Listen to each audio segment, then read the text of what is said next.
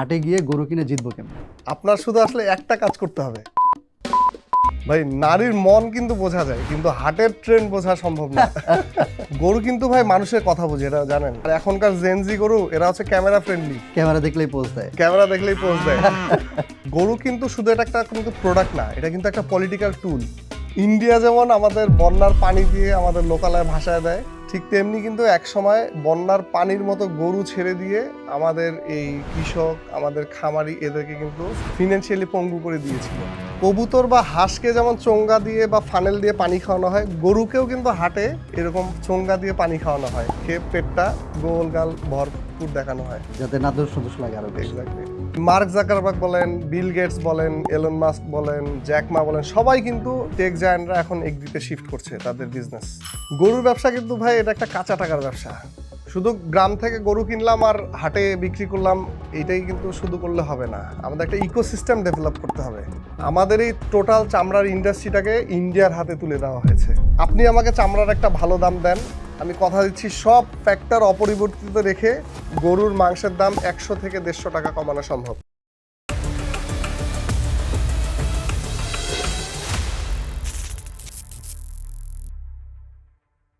আসসালামু আলাইকুম everyone, welcome to the third episode of power podium. আর আজকের এপিসোডে যেহেতু সামনে কোরবানির ঈদ, সো আমরা চেষ্টা করব যে কোরবানির হাটে গিয়ে আমি কীভাবে গরু কিনে জিতে ফিরতে পারি সেই জিনিসটাতে আলোকপাত করার জন্য। আর এর পাশাপাশি আমাদের তো আসলে উপমহাদেশের সব পুরুষেরই একটা স্বপ্ন থাকে যে কিভাবে আমি একটা খামার দিতে পারি, একটা গরুর বিজনেস করতে পারি। তো সেই জায়গাটা থেকে যে কিভাবে একটা গরুর খামার শুরু করা যায় বা গরুর ব্যবসা শুরু করা যায়, সেই জিনিসটা আমরা একটা এক্সপার্টের কাছ থেকে জানবো। অ্যান্ড আমাদের সাথে আজকে আছেন সাগর হাসনাত ভাই, যিনি হচ্ছেন আহলান এগ্রোর ফাউন্ডার। এর পাশাপাশি ওনার একটা রেস্টুরেন্ট আছে যেটার নাম হচ্ছে বিফওয়ালা। সো সাগর ভাই আজকে আমাদের যত রকম কনফিউশন আছে যে আমি কি গরু হাট থেকে কিনবো নাকি খামার থেকে কিনবো নাকি অনলাইনে কিনবো, আমার কাছে টাকা আছে আমি কি এখনই ব্যবসা শুরু করে দিতে পারবো কি না, ব্যবসা শুরু করতে গেলে আমার কি কি জিনিস জানা থাকা লাগবে, সো আমাদের যত রকম কোয়েশ্চেন্স আছে সব কিছু সাগর ভাই আজকে আমাদের সাথে কভার করবেন। সো আপনারা যারা যারা কোরবানির হাটে যেতে চাচ্ছেন অ্যান্ড পাশাপাশি যারা হচ্ছে গরুর ব্যবসা করতে চান, সো আপনাদের যত রকম প্রশ্ন আছে আশা করি সব এই পডকাস্টে সলভ হয়ে যাবে। সো আপনারা না টেনে পুরো পডকাস্টটা শেষ পর্যন্ত দেখবেন। সাগর ভাই, আপনি একটু কাইন্ডলি আমাকে বলেন যে এই 2025 সালে আমরা কিন্তু একটা বড় সড়ো শিফটের মধ্যে দিয়ে যাচ্ছি। ইন্ডিয়ার সাথে আমাদের সম্পর্ক খারাপ হয়েছে, মিয়ানমারের সাথে আমাদের সম্পর্কটা খুব একটা ভালো না। সো ওই জায়গাগুলো থেকে চিন্তা করলে এই বছর আসলে গরুর দামটা কেমন হবে? ধন্যবাদ আমাকে দাওয়াত দেওয়ার জন্য পাওয়ার পোডিয়ামে। এই বছর আসলে আমরা যে একটা খুব ভালো সময়ের মধ্যে দিয়ে যাচ্ছি। আমরা বিগত রমাদানের ঈদ, যেটা ঈদ উল ফিতর, তখনও দেখেছি যে আমাদের একটা ব্রিদিং স্পেস ছিল ভালো, যে আমাদের আসলে দ্রব্যমূল্যের অন্যান্য বছরের মতো সেরকম ঊর্ধ্বগতি হয়নি। তো এই ধারাবাহিকতাটা অলরেডি এইবারের ঈদের মার্কেটও আমার মনে হচ্ছে যে বজায় আছে। আর আমি যদি ইনফ্লেশনটাকে বিবেচনা করি, আমাদের যে ইনফ্লেশন রেট আছে যে 8% বা 10% যেটাই বলি, সো ওইটাও যদি কনসিডার করি তাহলে বলবো যে আমাদের গরুর দামটা এবার কমেছে। হ্যাঁ, কারণ বাড়েনি, না বাড়াটাই একটা কমার ইন্ডিকেশন। কিন্তু যেহেতু অন্যান্য প্রোডাক্টগুলা আমার বাড়ছে, ওই ইনফ্লেশন যদি আমি ধরি 10% ইনফ্লেশন হওয়ার কথা এই বছর, তো এবার যেটা আমার কাছে মনে হচ্ছে যে আমরা গত বছরে, এবং আমরা কিন্তু সেল শুরু করেছি গত বছরের দামেই আমরা সেল করছি। তো মনে হচ্ছে যে এবছর আমরা একটা ভালো স্বস্তির জায়গা দিতে পারবো আমাদের কাস্টমারদের। আচ্ছা ভাই, তাহলে এই যে গরুর দাম যেটা ফ্ল্যাকচুয়েট করে, কখনো কখনো বেড়ে যায় অনেক বেশি, কখনো কখনো কমে যায়, আবার দেখা যায় যে অনেক হাটে গরুর সাপ্লাই নাই, এরকম কিন্তু অনেকবারই ঘটেছে। লাস্ট 10 বছর যদি আমি তাকাই, বেশ কয়েকবার এরকম হয়েছে যে হাটে গরু নাই, মানুষ আছে, ক্রেতা আছে, কিন্তু গরু নাই। তো এই যে দামের ফ্ল্যাকচুয়েশনটা হয় প্লাস হচ্ছে গরুর সাপ্লাইয়ের কম বেশিটা হয়, এটার পিছনে রিজনটা কি আসলে? এটা আসলে গরুর হাট খুবই কমপ্লিকেটেড একটা হাট। আমি যদি বলি যে পৃথিবীর কঠিনতম একটা হাট, এবং ব্যাপারীর কাছ থেকে গরু কেনাটা পৃথিবীর কঠিনতম একটা কাজ আমার কাছে মনে হয়। আপনি একটা হয়তো কোশ্চেন শুরুতেই ইন্ট্রোতে বলছিলেন যে কিভাবে জিতবো, একটা গরু কিনে ঠকবো না, আমি একজন ইয়াং একজন ক্রেতা হয়ে। সো এটা আসলে আমার কোশ্চেনটা শুনে মনে হচ্ছিল যে এটা বলি যে নারীর মন বোঝা হয়তো যাওয়া, এটা আমরা জানি যে নারীর মন বোঝা অনেক কঠিন। সো আমার কাছে গরু ব্যবসায় এসে মনে হয় যে হয়তো আমি নারীর মন বুঝতে পারবো, বাট এই যে গরুর বাজারের প্রেডিকশন এটা আসলে করা খুবই ডিফিকাল্ট, খুবই কারণ difficult। অনেকগুলো ফ্যাক্টর আসলে কাজ করে একটা বাজারে গরুর দাম বাড়বে নাকি কমবে। আপনি একই হাটে, অন্য সব হাট বাদ দিলাম, একই হাটে আপনি যাচ্ছেন, ধরেন আপনি দুপুর 12টায় হাটে ঢুকলেন, ঢুকে একটা চক্কর দিলেন, শুরুতে দেখবেন যে গরুটার দাম জিজ্ঞেস করেছেন 80,000 টাকা বলেছে হয়তো, ওইটায় ঘুরে আস্তে আস্তে দেখবেন যে হয়তো হয়ে গেছে 90,000 বা 1 লাখ টাকা, কারণ বাই দিস টাইম হয়তো কাস্টমারের ফ্লো বেড়ে গেছে। বা আবার উল্টাটাও হতে পারে যে হয়তো ঘুরে আস্তে আস্তে দেখবেন যে কাস্টমার নাই, 70,000 টাকা হয়ে গেছে। সো গরুর হাটটা খুবই, মানে এটা অস্থির একটা হাট। এখানে আসলে কোনো সূত্র, কোনো গাণিতিক সংজ্ঞা, ইকোনমিক্সের কোনো থিওরি, ডিমান্ড সাপ্লাই এইসব কাজ করে বলে মনে হয় না। হ্যাঁ, এখানে আসলে টোটালি ভাগ্যের বিষয়। আপনি ঢাকা শহরে দেখবেন যে গাবতলীর হাটে গরু আছে অনেক সাপ্লাই, আবার দেখবেন যে হাজারীবাগে গরু শর্ট, শর্ট। বসিলায় শর্ট। হ্যাঁ, সো দেখা যাবে যে গাবতলীর হাট থেকে যারা গরু কিনেছে একই দিনে একই সময়ে, আবার বসিলায় যারা গরু কিনছে তাদের কিন্তু প্রাইসে একটা ডিফারেন্সিয়েশন চলে আসতেছে। সো এখানে আসলে অনেকগুলো ফ্যাক্টর কাজ করে, বাট ইন জেনারেল বলবো যে যেটা শুরুতেই বলেছি যে আপনার গরুর দাম ইন জেনারেল এবছর বাড়েনি আর কি, আমাদের চোখে পড়েনি। আচ্ছা আচ্ছা।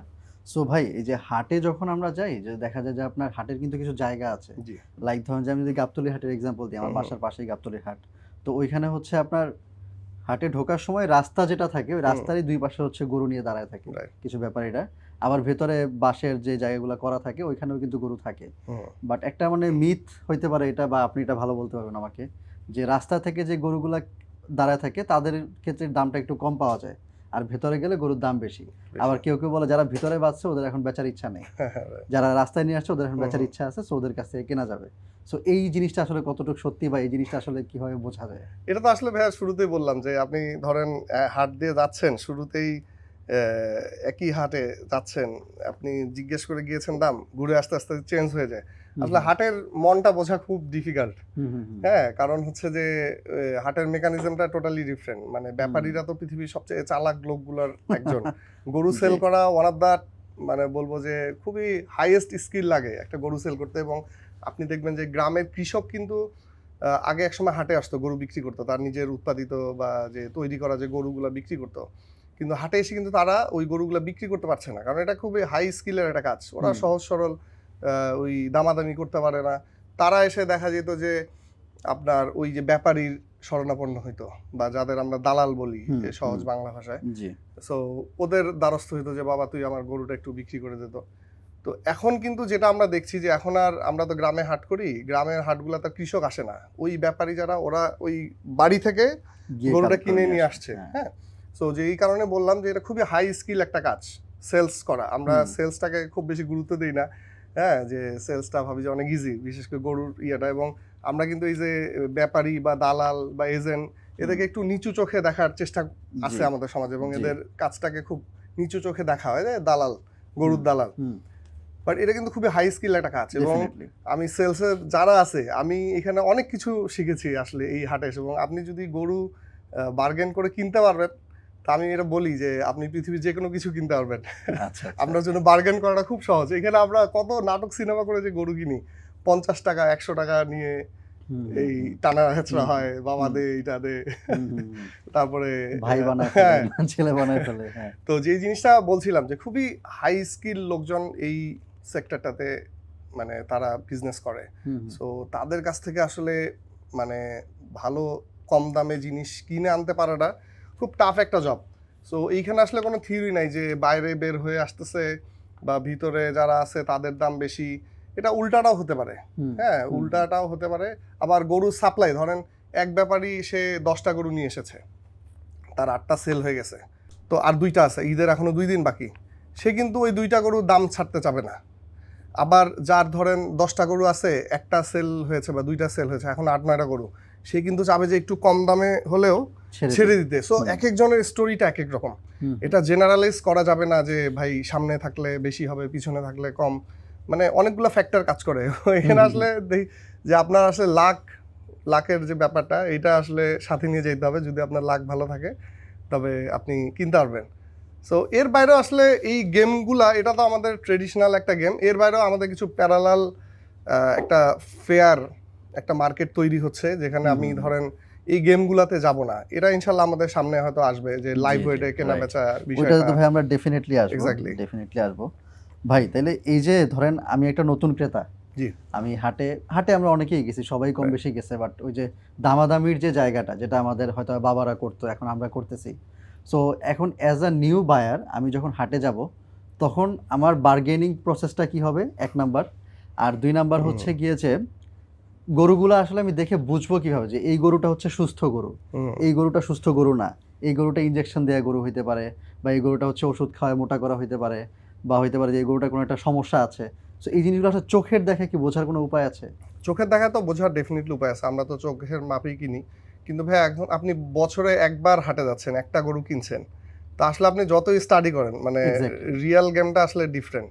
হ্যাঁ, যে আপনি ওইখানে এই এত কিছু মানে বছরে তো আপনি একবার কেনাকাটা করছেন। আপনি যদি রেগুলার কিনতেন তাহলে তাহলে এটা এরকম বোঝা যেত, মুরগি হ্যাঁ, কিনছি right, রেগুলার হ্যাঁ। সপ্তাহে একবার দুইবার কেনা জি। হয়। তো আমরা তো গরুটা এইভাবে কিনি না। হুম, হুম, হুম। সো এইটার একটা ভালো ওয়ে হতে পারে যে যারা এক্সপার্ট বা এরকম এক্সপেরিয়েন্স লোক আছে তাদের সাথে সাথে যে কিছুদিন এই গরু কেনা বেচাটা একটু বাট আমি যদি ধরেন যে একটা নতুন হ্যাঁ। বায়ার হিসেবেই যাই, ধরেন Right. আমি কোনো এক্সপার্ট পাচ্ছি না, সেক্ষেত্রে অ্যাজ এন এক্সপার্ট আপনার সাজেশনটা কি হবে? অ্যাজ অ্যান মানে ইন্ডাস্ট্রি প্র্যাকটিশনার বলবো যে কিছু ইন্ডিকেশন তো আছে যে ভালো গরু। এখন আপনার এখানেও অনেকগুলো ফ্যাক্টর আসলে আছে যে আপনি কোন বাজেটের গরু কিনবেন। আপনার যদি ধরেন 1 লাখ বা 1 লাখের আশেপাশে হয়, আপনি দেশাল বা দেশি যে গরুগুলো আমরা বলি ওইটা আপনি কিনবেন ডেফিনেটলি, বা 1.5 লাখ 2 লাখ হলে আপনি একটু শাহিওয়াল বা ফ্রিজিয়ান, জার্সি ক্রস এইগুলো গরুগুলোতে যাবেন। সো এক এক গরুর আবার ইন্ডিকেশন এক এক রকম। বাট ইন জেনারেল ধরেন আপনি সুস্থ ভালো গরু, ষাঁড় গরুতেও আমরা ইউজুয়ালি কুরবানিতে জবাই দেই। সো ষাঁড় গরুর কিছু স্পেশাল ইন্ডিকেশন আছে, যেমন গরুগুলো খুব চঞ্চল হবে, লাফালাফি করবে, ওদের রেসপন্স খুব ভালো হবে। আপনি গায়ে হাত দিলে ওরা চামড়া নড়বে, রেসপন্স করবে। তারপরে ওই যেটা বললাম যে ছুটাছুটি করবে, একটু হাঁটাবেন যে ও লাফালাফি করতেছে কিনা। ইউজুয়ালি এখনকার যে অনেক গরু দেখা যায় যে ওই ব্রয়লার মুরগির মতো, ব্রয়লার মুরগি যেমন জায়গায় খায় জায়গায় দাঁড়ায় থাকে, আবার বসে পড়ে, ওর ছেড়ে দিলে ও নড়তে পারে না। এখন কিন্তু অনেক গরু আমরা দেখি এরকম যে ও ঝিম মেরে বসে আছে। তো একটা সুস্থ ষাঁড় গরুতে এরকম হওয়ার কথা না। দুইটা কারণে এটা মূলত হয়। একটা হচ্ছে যে ওকে ভালো খাবার খাইয়েছে বাট ওর শরীরে অনেক ফ্যাট জমেছে। আমরা দেখি যে যারা একটু মানুষের ক্ষেত্রে একটু হেলদি বা যারা মোটা, তাদের ওইভাবে মুভ করতে পারে না। Right. So same thing goes to cow, যে ওর যখন শরীরে ফ্যাট জমবে ও কিন্তু মুভ করতে পারবে না। তারপরে হচ্ছে যে এর পাশাপাশি অনেক আজে বাজে খাবার খাওয়ানো, স্পেশালি কুরবানিকে কেন্দ্র করে গ্রোথ প্রমোটার বা এই যে স্টেরয়েড যেটাই বলি, বা খাবারে ফিডের মধ্যে অনেক উল্টাপাল্টা জিনিস ইউজ করা হয়। সো ওই সব কারণে কিন্তু গরুটা অসুস্থ হয়ে যায়।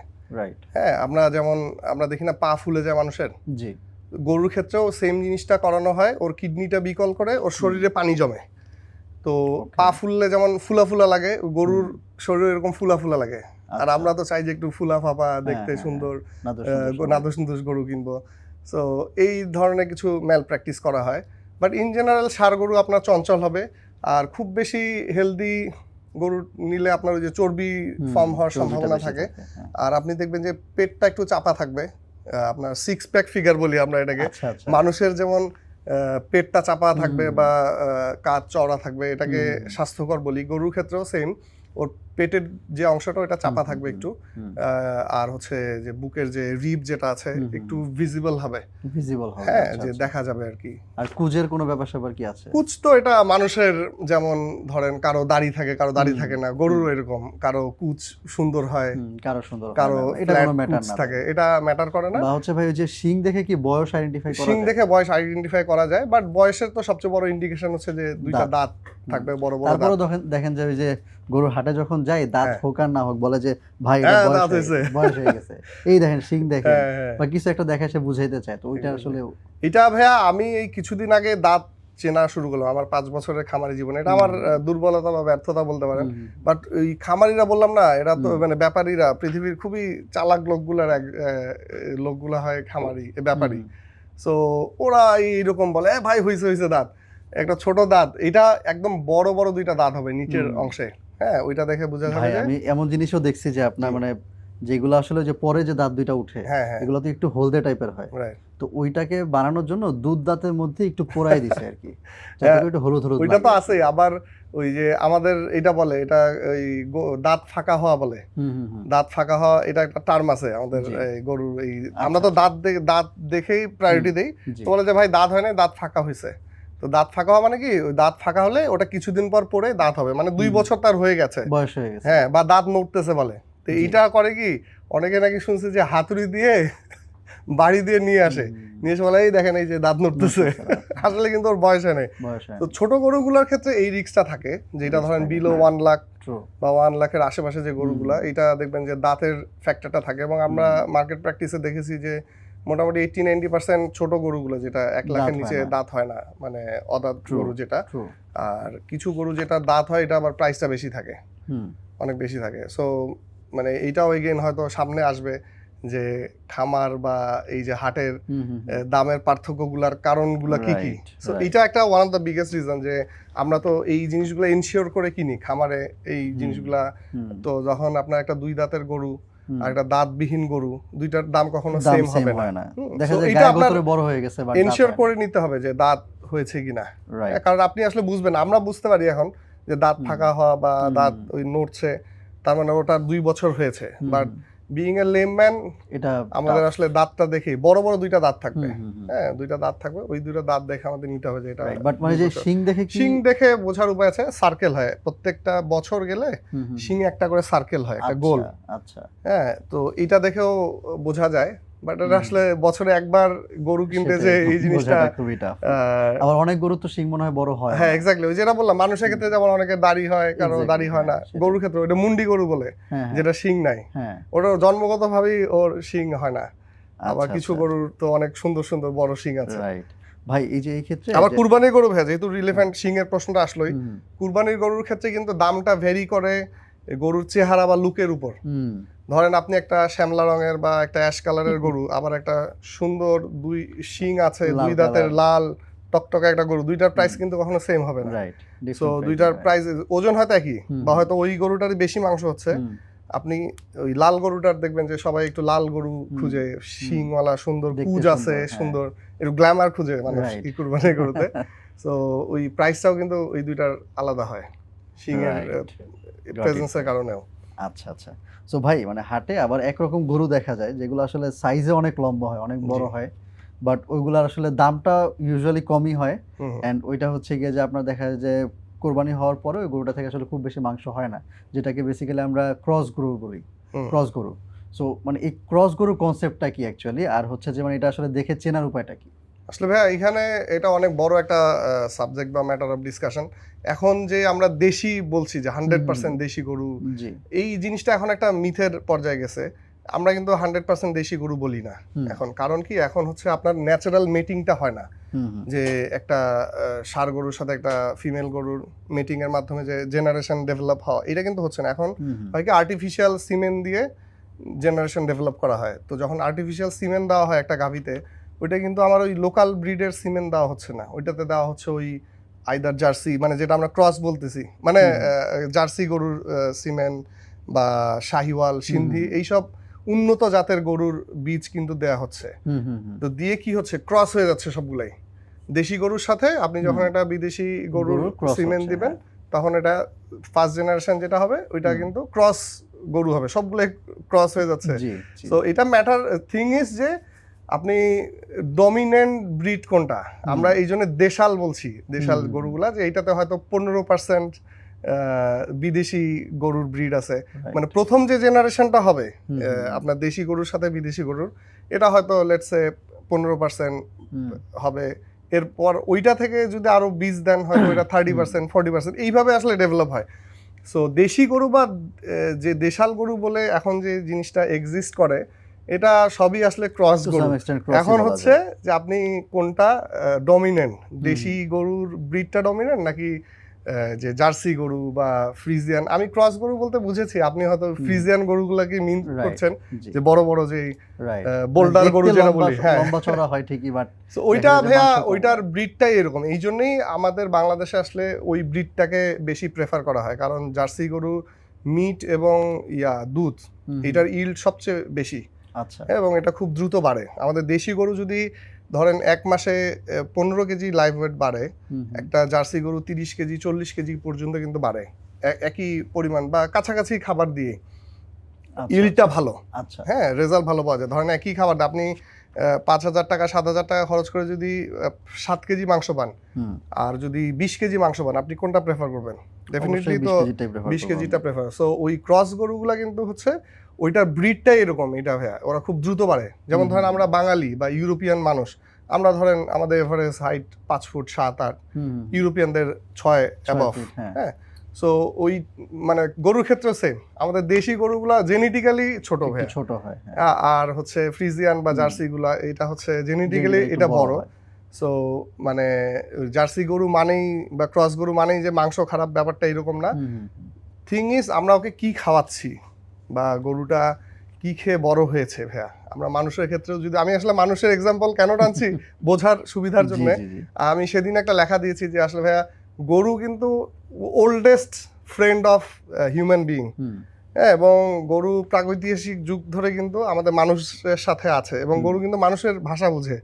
হ্যাঁ, আপনি আগে দেখবেন যে ছোটবেলায় যখন ওই যে কৃষক হাল চাষ করতো গরু দিয়ে, বলতো এই হাট হাট হাট বামে যা বামে যা, ডানে যা ডানে যা। এখন খুবই মজার বিষয় ভাইয়া, আমি এই জিনিসটাই শেয়ার করেছি। আমরা তো এখন অনলাইনে বা আমাদের খামারি যারা আছি ছবি তুলতে হয় বা ছবি পাঠাতে হয় কাস্টমারদের, আমরা তো ছবি তুলতে হয় প্রচুর। এক্স্যাক্টলি না, এখনকার এটা জেনজি গরু, বুঝছেন? এরা জেনজি জেনারেশন যেমন ক্যামেরা ফ্রেন্ডলি, গরুও খুবই ক্যামেরা ফ্রেন্ডলি। ওকে যদি বলেন এই ছবি তুলবো, বা ছবি মোবাইল হাতে নিলে বুঝে যে ছবি তুলবে, সুন্দর ঘাটটা উঁচু করে সে পোজ দেয়। এবং এটা প্রুভেন ভাইয়া, আমি মোটামুটি শতভাগ গরুতে এটা পাইছি যে ওরা ক্যামেরা ফ্রেন্ডলি। আচ্ছা। তো যেটা হচ্ছে যে যেই কারণে বললাম যে গরু কিন্তু মানুষের ওল্ডেস্ট ফ্রেন্ড এবং গৃহপালিত প্রাণী অনেক প্রাগৈতিহাসিক যুগ ধরে। সো ওদের আচার আচরণ অনেকটা মানুষের মতো, মানে মানুষের সাথেই মিলে অনেক বেশি। এই জন্য মানুষের এক্সাম্পলটা দিচ্ছিলাম যে আসলে আপনি কি খাচ্ছেন ওইটার উপরে কিন্তু আপনার ফিজিকটা ডিপেন্ড করতেছে, তাই না? আপনি যদি ভালো প্রোটিন সমৃদ্ধ খাবার খান, আপনার মাসেল ডেভেলপ করবে ভালো। আর আপনি যদি নিয়মিত কাচ্চি খেতে থাকেন বা সুগার খেতে থাকেন, তাহলে কি হবে? আপনার ফ্যাট ফর্ম করবে। হ্যাঁ, সো গরুর ক্ষেত্রে সেম ভাই, ওকে যদি ভালো খাবার দেন, সেটা যে ব্রিডই হোক, আপনার মিট কোয়ালিটি আপনি ভালো পাবেন। আর যদি ফ্যাট জাতীয়, যেটাতে ফ্যাট ডেভেলপ করবে ওর, সো এই ধরনের খাবার দিলে কিন্তু এটা আপনার দেশি গরুতেও আপনি ওই তখন চর্বি ফর্ম হবে, মাংসের টেস্ট ভালো হবে না। আপনি যদি গ্রোথ প্রমোটার দেন, যেটা ইদানিংকালে অনেকেই দিচ্ছে, হ্যাঁ, সো আপনি কিন্তু ওই দেশি গরুতেও আপনি কিন্তু ভালো টেস্ট পাবেন না। যেমন আপনি দেশি মুরগির ক্ষেত্রে দেখেন, এখন কিন্তু আগের সেই স্বাদটা পাওয়া যায় না, কারণ এখন দেশি মুরগিতেও আজে বাজে জিনিস খাইয়ে কিন্তু আপনার বড় করা হয়, ফার্মিং করা হয় আর কি। সো দেশি মুরগি বলেই যে ভালো হবে টেস্ট, এটা না। গরুর ক্ষেত্রে এখন এই জিনিসটা হচ্ছে যে ভাই আসলে ফিডিংটা এফেক্ট ম্যাটার করে, যে আপনি বড় ক্রস মানে যে খারাপ, ব্যাপারটা এরকম না। কি খাওয়াচ্ছেন বা কি খেয়ে গরুটা বড় হয়েছে, এইটা আসলে ম্যাটার করে গরুর টেস্টের ক্ষেত্রে। এলে ভাই এখন মানে আরেকটা জিনিস যেটা দেখা যায় যে আপনার সবাই গরু দেখে বলে যে এই যে গরুটা 5 মণ গোস্ত হবে, ওই গরুটায় 4 মণ হবে, মানে এটা কিন্তু চোখের আন্দাজে বলে ব্যাপারীরা। তো ওই যে আমাদের সাথে যারা সিনিয়র থাকে তারা আবার একটা আন্দাজ করে যে হ্যাঁ না তুমি ঠিক বলছো, তুমি মনে হয় একটু কম বলছো, একটু বেশি বলছো, মানে একটা ক্যালকুলেশন করে সবাই। বাট মানে এটা আসলে কতটুকু রাইট হয়, বা মানে এটা তো সলিউশন তো একটা আছে, লাইভ ওয়েট আপনারা করেন, বাট মানে হাটে তো লাইভ ওয়েট ওইভাবে দেখা যায় না আসলে। তো সেই ক্ষেত্রে মানে এটা আসলে বোঝার ওয়েটা কি, আপনারা কিভাবে আসলে মেজারমেন্টটা করেন উইথ ইওর আইজ? এইটা ভাইয়া ওই যে বললাম, আপনি বছরে একদিন গরু কিনে তো, একটা গরু কিনে তো আসলে আপনার এই মেজারমেন্ট কখনোই আসবে না। এটা ওভার দ্য ডেজ আপনার ডেভেলপ হবে। আমরা ধরেন প্রত্যেক বছর 100, 150, 200 গরু কিনি, আমাদের হাট থেকে কিনি আমরা। সো আমাদের এটা রুটি রুজির বিষয়, এটা ডেভেলপ করতেই হবে। হ্যাঁ, সো এখনো যে আমরা একুরেট তা না, একুরেট তো হবে না, হ্যাঁ, সো কাছাকাছি। এটা আমি আবার পার্সোনালি এটা ডেভেলপ করেছি কিভাবে, আমাদের তো লাইভ ওয়েট মেশিন আছে। আমি ধরেন হাটে যেই গরুটা, এটা কালি করা বলে, একই জায়গায় এক এক ভাষা, যে ওয়েটটা মেজার করা, আমি ওইটা মেজার করে ওই অনুযায়ী দাম দিয়ে গরুটা কিনি। এবং আমার মোবাইলে কিন্তু নোটে ওইটা লেখা থাকে যে কালি করছি কত। ওইটা আবার আমি আবার খামারে নিয়ে আসি, এসে প্রথম কাজ হইলো হচ্ছে ওকে লাইভ ওয়েট মেশিনে ওয়েট দিয়ে তারপরে আমরা ঢুকাই। সো আমি তখন ওইটা দুইটা কম্পেয়ার করি যে কত কেজি আমার একটা ইয়াটা হলো ডিফারেন্সটা হচ্ছে। আচ্ছা আচ্ছা। সো এটা দেখি যে এখন আলহামদুলিল্লাহ কমে আসতেছে, 5-10 কেজি হয়। সো এটা থাম্ব রুল হচ্ছে যারা গরু ব্যবসা করে, আমরা যারা করি তো বা যারা কসাইও আছে ইভেন, এদের থাম্ব রুল হচ্ছে ভাই চোখ। আপনার চোখ যত ভালো হবে আপনি তত ভালো একজন গরুর ব্যবসায়ী হতে পারবেন। আপনি যদি ধরেন গরুটার প্রাইসটা মানে পারচেস প্রাইস এবং সেলিং প্রাইস এত বেশি কাছাকাছি, মানে গ্যাপ এত বেশি কম, আপনি যদি ধরেন 5 কেজি বা 10 কেজিতে যদি মেজার করতে ভুল করেন, ওই 10 কেজি আপনি লস করে বসে থাকবেন। সেটাই বুঝছেন? মানে আপনাকে যত বেশি অ্যাকুরেট হবেন, যত একুরেটলি আপনি দাম দিয়ে পারচেস করতে পারবেন, আপনি তত ভালো বা প্রফিট করতে পারবেন। রাইট। এখানে আমাদের আহামরি খুব বেশি লাক্সারিয়াস স্পেস থাকে না যে আরে না 10 কেজি কম হয়েছে লাভ, তারপরও আমার 10,000 টাকা লাভ হলো, ব্যাপারটা এরকম না। হ্যাঁ, সো এখানে চোখের ব্যাপার থাকে। এখানে যেটা পরামর্শ থাকবে যে এক্সপিরিয়েন্স লোকজনের সাথে যাওয়া আর কি, এটা ছাড়া কোনো উপায় নেই। আচ্ছা ভাইয়া, আরেকটা জিনিস সেটা হচ্ছে যে আপনার ধরেন আমি যদি 2005 সাল, 7 সাল, 8 সাল, ইনফ্যাক্ট 9-10-এর দিকেও যদি বলি, সেই সময় আসলে বাংলাদেশের যে গরু মার্কেটটা ছিল ওই সময় দেখা যেত যে 20,000, 30,000, 40,000-এ খুব ভালো গরু পাওয়া যেত।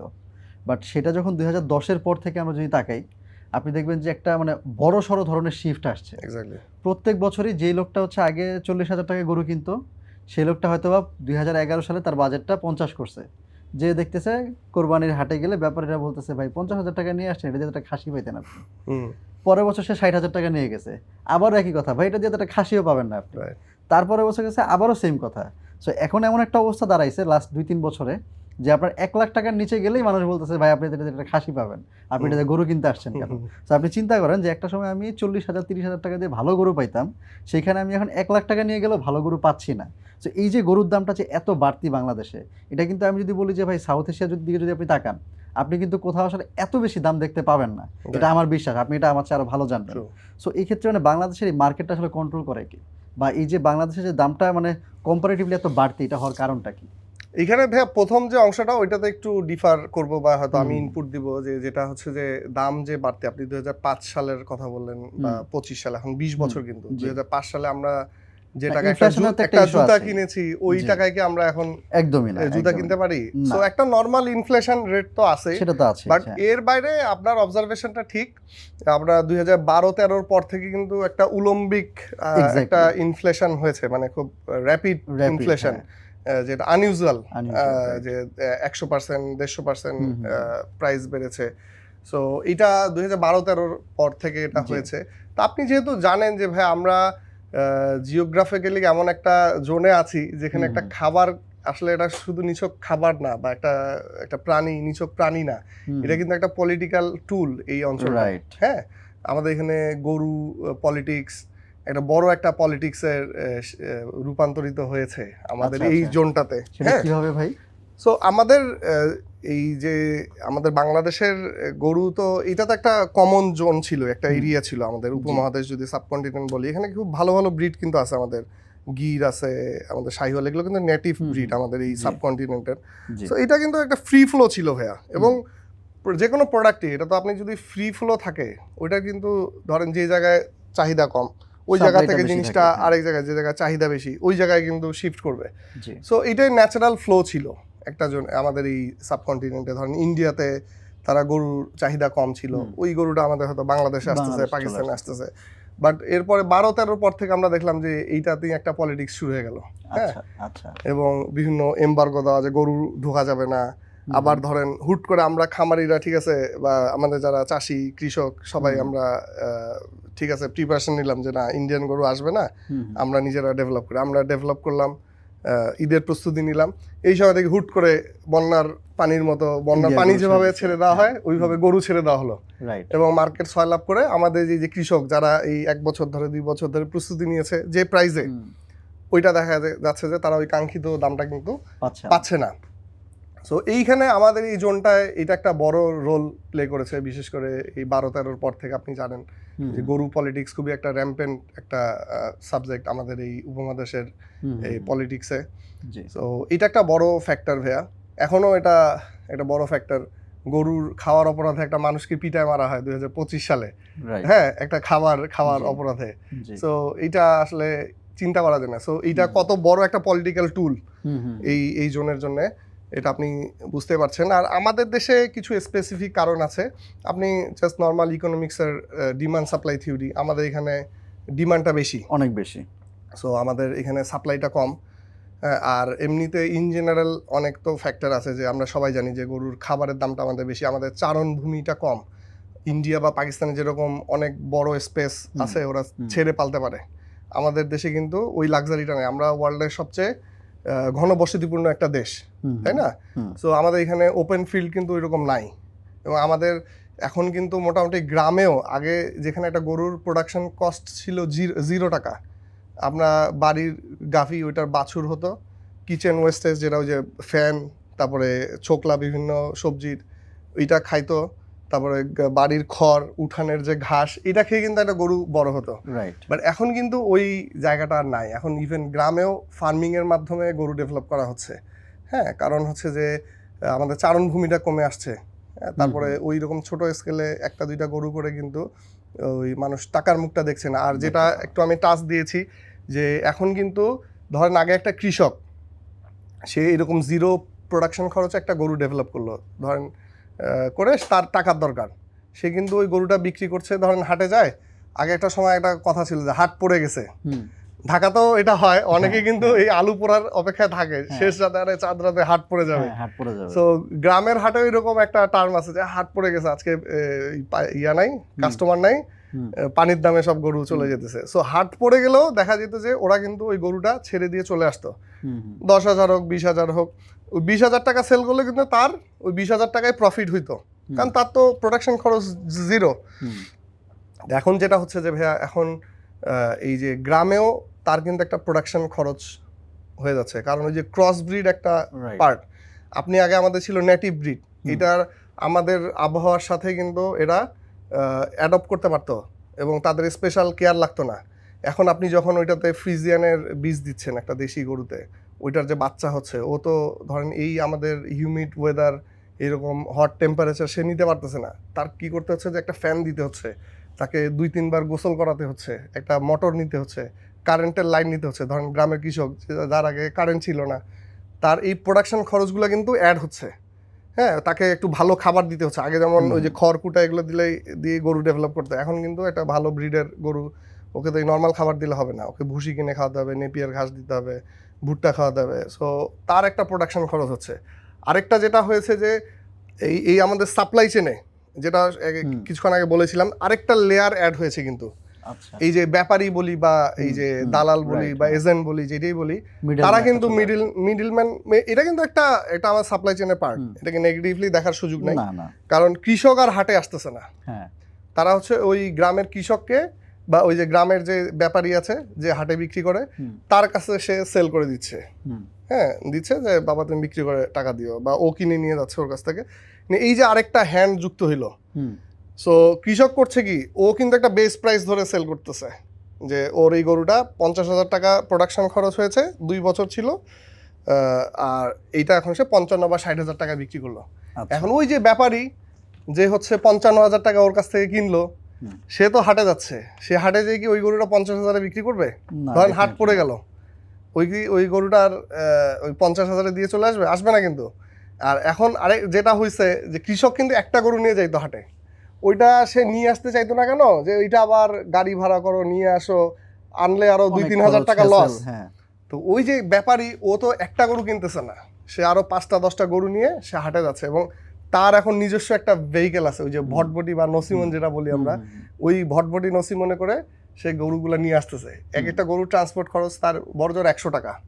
হ্যাঁ, সো ও কিন্তু করছে কি, যে ও যদি লাভ না হয়, গরুটা ফেরত নিয়ে আসতেছে, হ্যাঁ, এনে ও পরের হাটে বা অন্য হাটে ট্রাই করছে আর একটু ভালো দামে বিক্রি করার।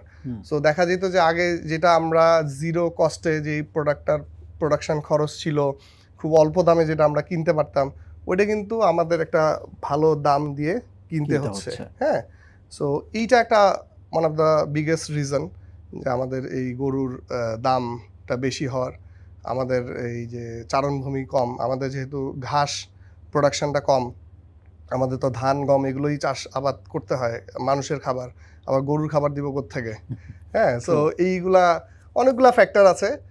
তবে আশা করছি যে ইনশাল্লাহ যদি গভর্নমেন্ট পলিসিগতভাবে ফেভারেবল থাকে, আমাদের এখন মোটামুটি ওই ধাক্কাটা 12-13 ধাক্কাটা সামলে এখন কিন্তু আমরা মোটামুটি এবার স্বয়ংসম্পূর্ণতার দিকে Stable গিয়েছি। অবস্থায় আমাদের আছি। গত বছর আপনি একটা স্ট্যাটিস্টিক্স হয়তো আমি দেখলাম আপনার কাছে যে গত বছর আমরা 1,04,00,000 আমাদের পশু Retail, কুরবানি হয়েছে হ্যাঁ। এই বাংলাদেশে গত Right. কুরবানির ঈদে। তারপরে কিন্তু 20-30 লাখ আমাদের উদ্বৃত্ত ছিল উদ্বৃত্ত ছিল। গরু, রাইট, এবং এই মোটামুটি পুরোটা কিন্তু আমাদের হোম গ্রোন। রাইট। হ্যাঁ, Self আমাদের sufficient. এবং বাংলাদেশেই এইটা ডেভেলপ করা হয়েছে। সো আমরা আলহামদুলিল্লাহ এখন একটা ভালো দিকে যাচ্ছি। আশা করা যায় এটার ফ্রুটটা আমরা সামনে পাবো। এবং এই যে এখন যে দাম কমে নাই, সব প্রোডাক্টের কিন্তু দাম বেড়ে গিয়েছিল, কিন্তু গরুর মাংসের দাম কিন্তু বাড়ে নাই।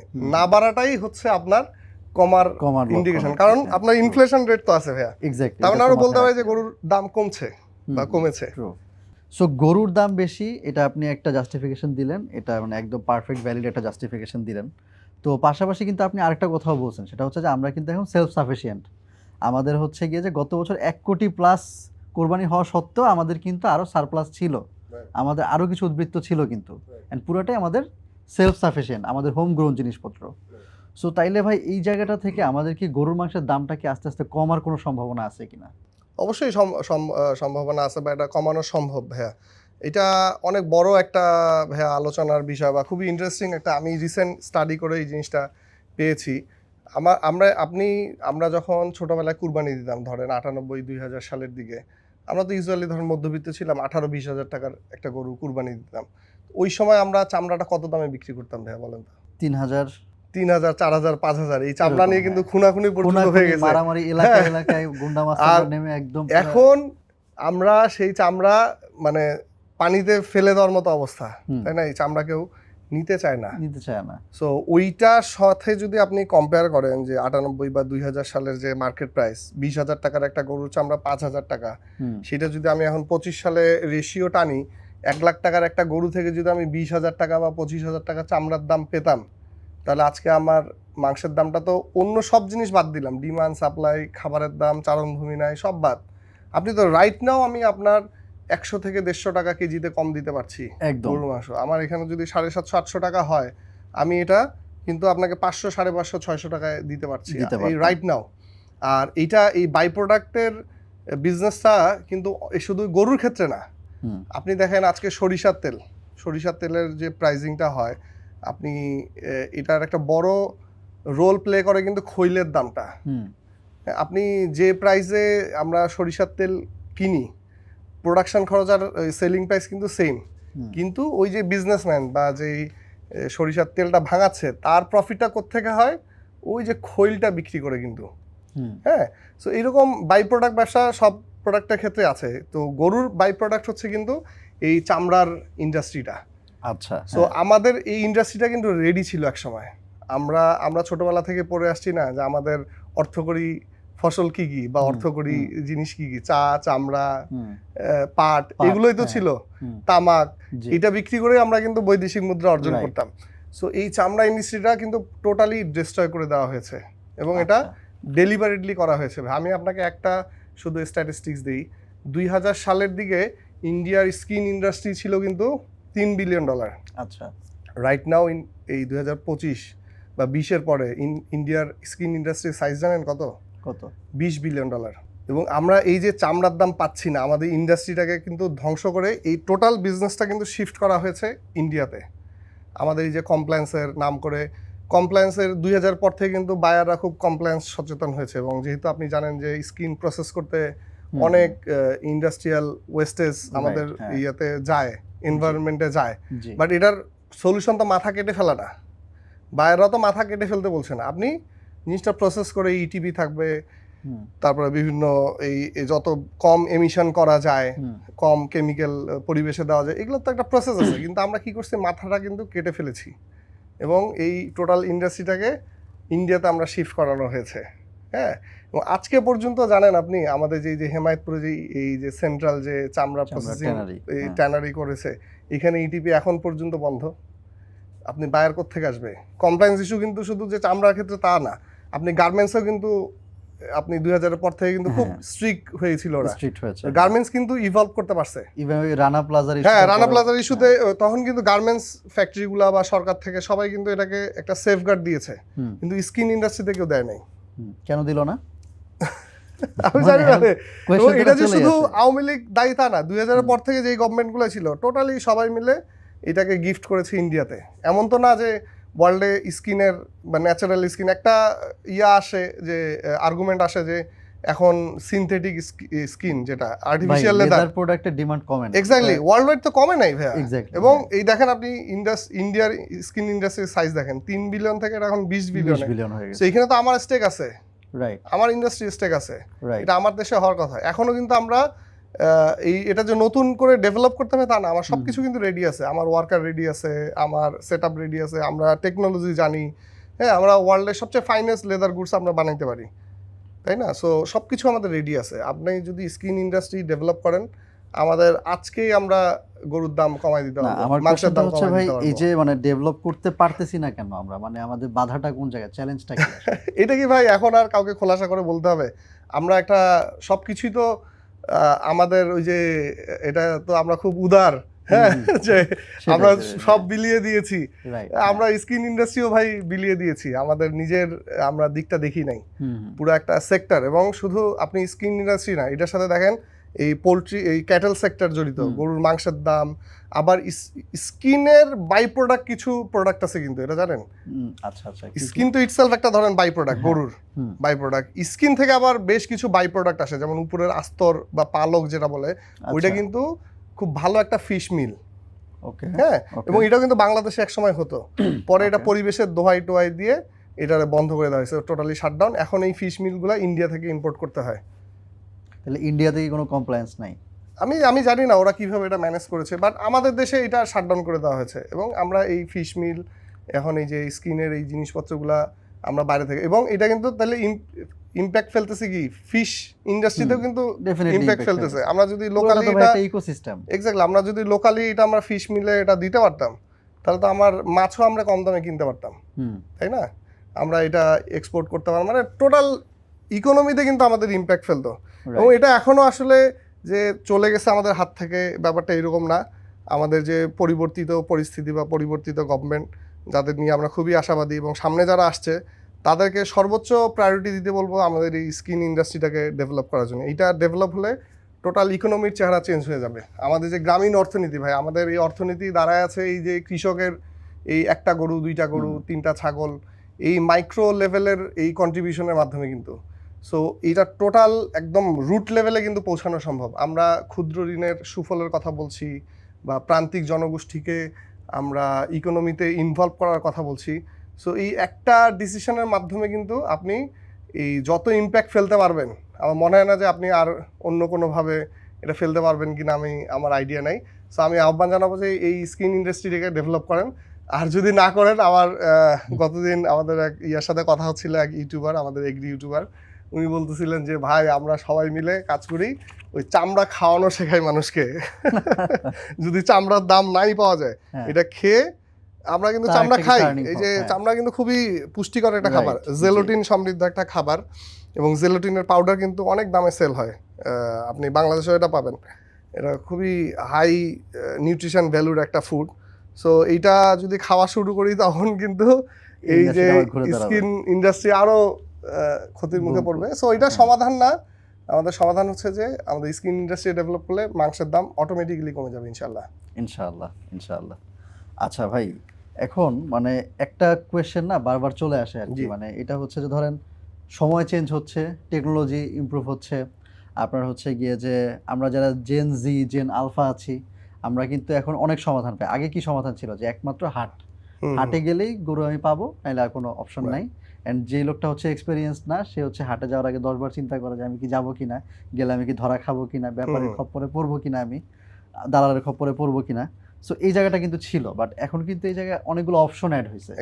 যেমন ধরেন যে আপনার অনলাইনে ভাগা সার্ভিসও আছে এখন, তারপর হচ্ছে আপনার ফার্ম থেকে গরু কিনা হচ্ছে, অনলাইনেই অর্ডার দিয়ে নেওয়া হচ্ছে, কেউ আবার এসে ফার্ম থেকে নিয়ে যাচ্ছে।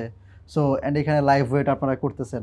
সো মানে খুবই হ্যাসেল ফ্রি একটা প্রসেস। অ্যান্ড এই বর্তমান জেনারেশনটা কিন্তু ভাই আসলে এইদিকেই যাচ্ছে, সবাই সব কিছুতে হ্যাসেল ফ্রি খুঁজে, এত হ্যাসেল নেওয়ার আমার টাইম নেই আসলে, কারণ আমরা সবাই এখন ভাই অনেক ব্যস্ত।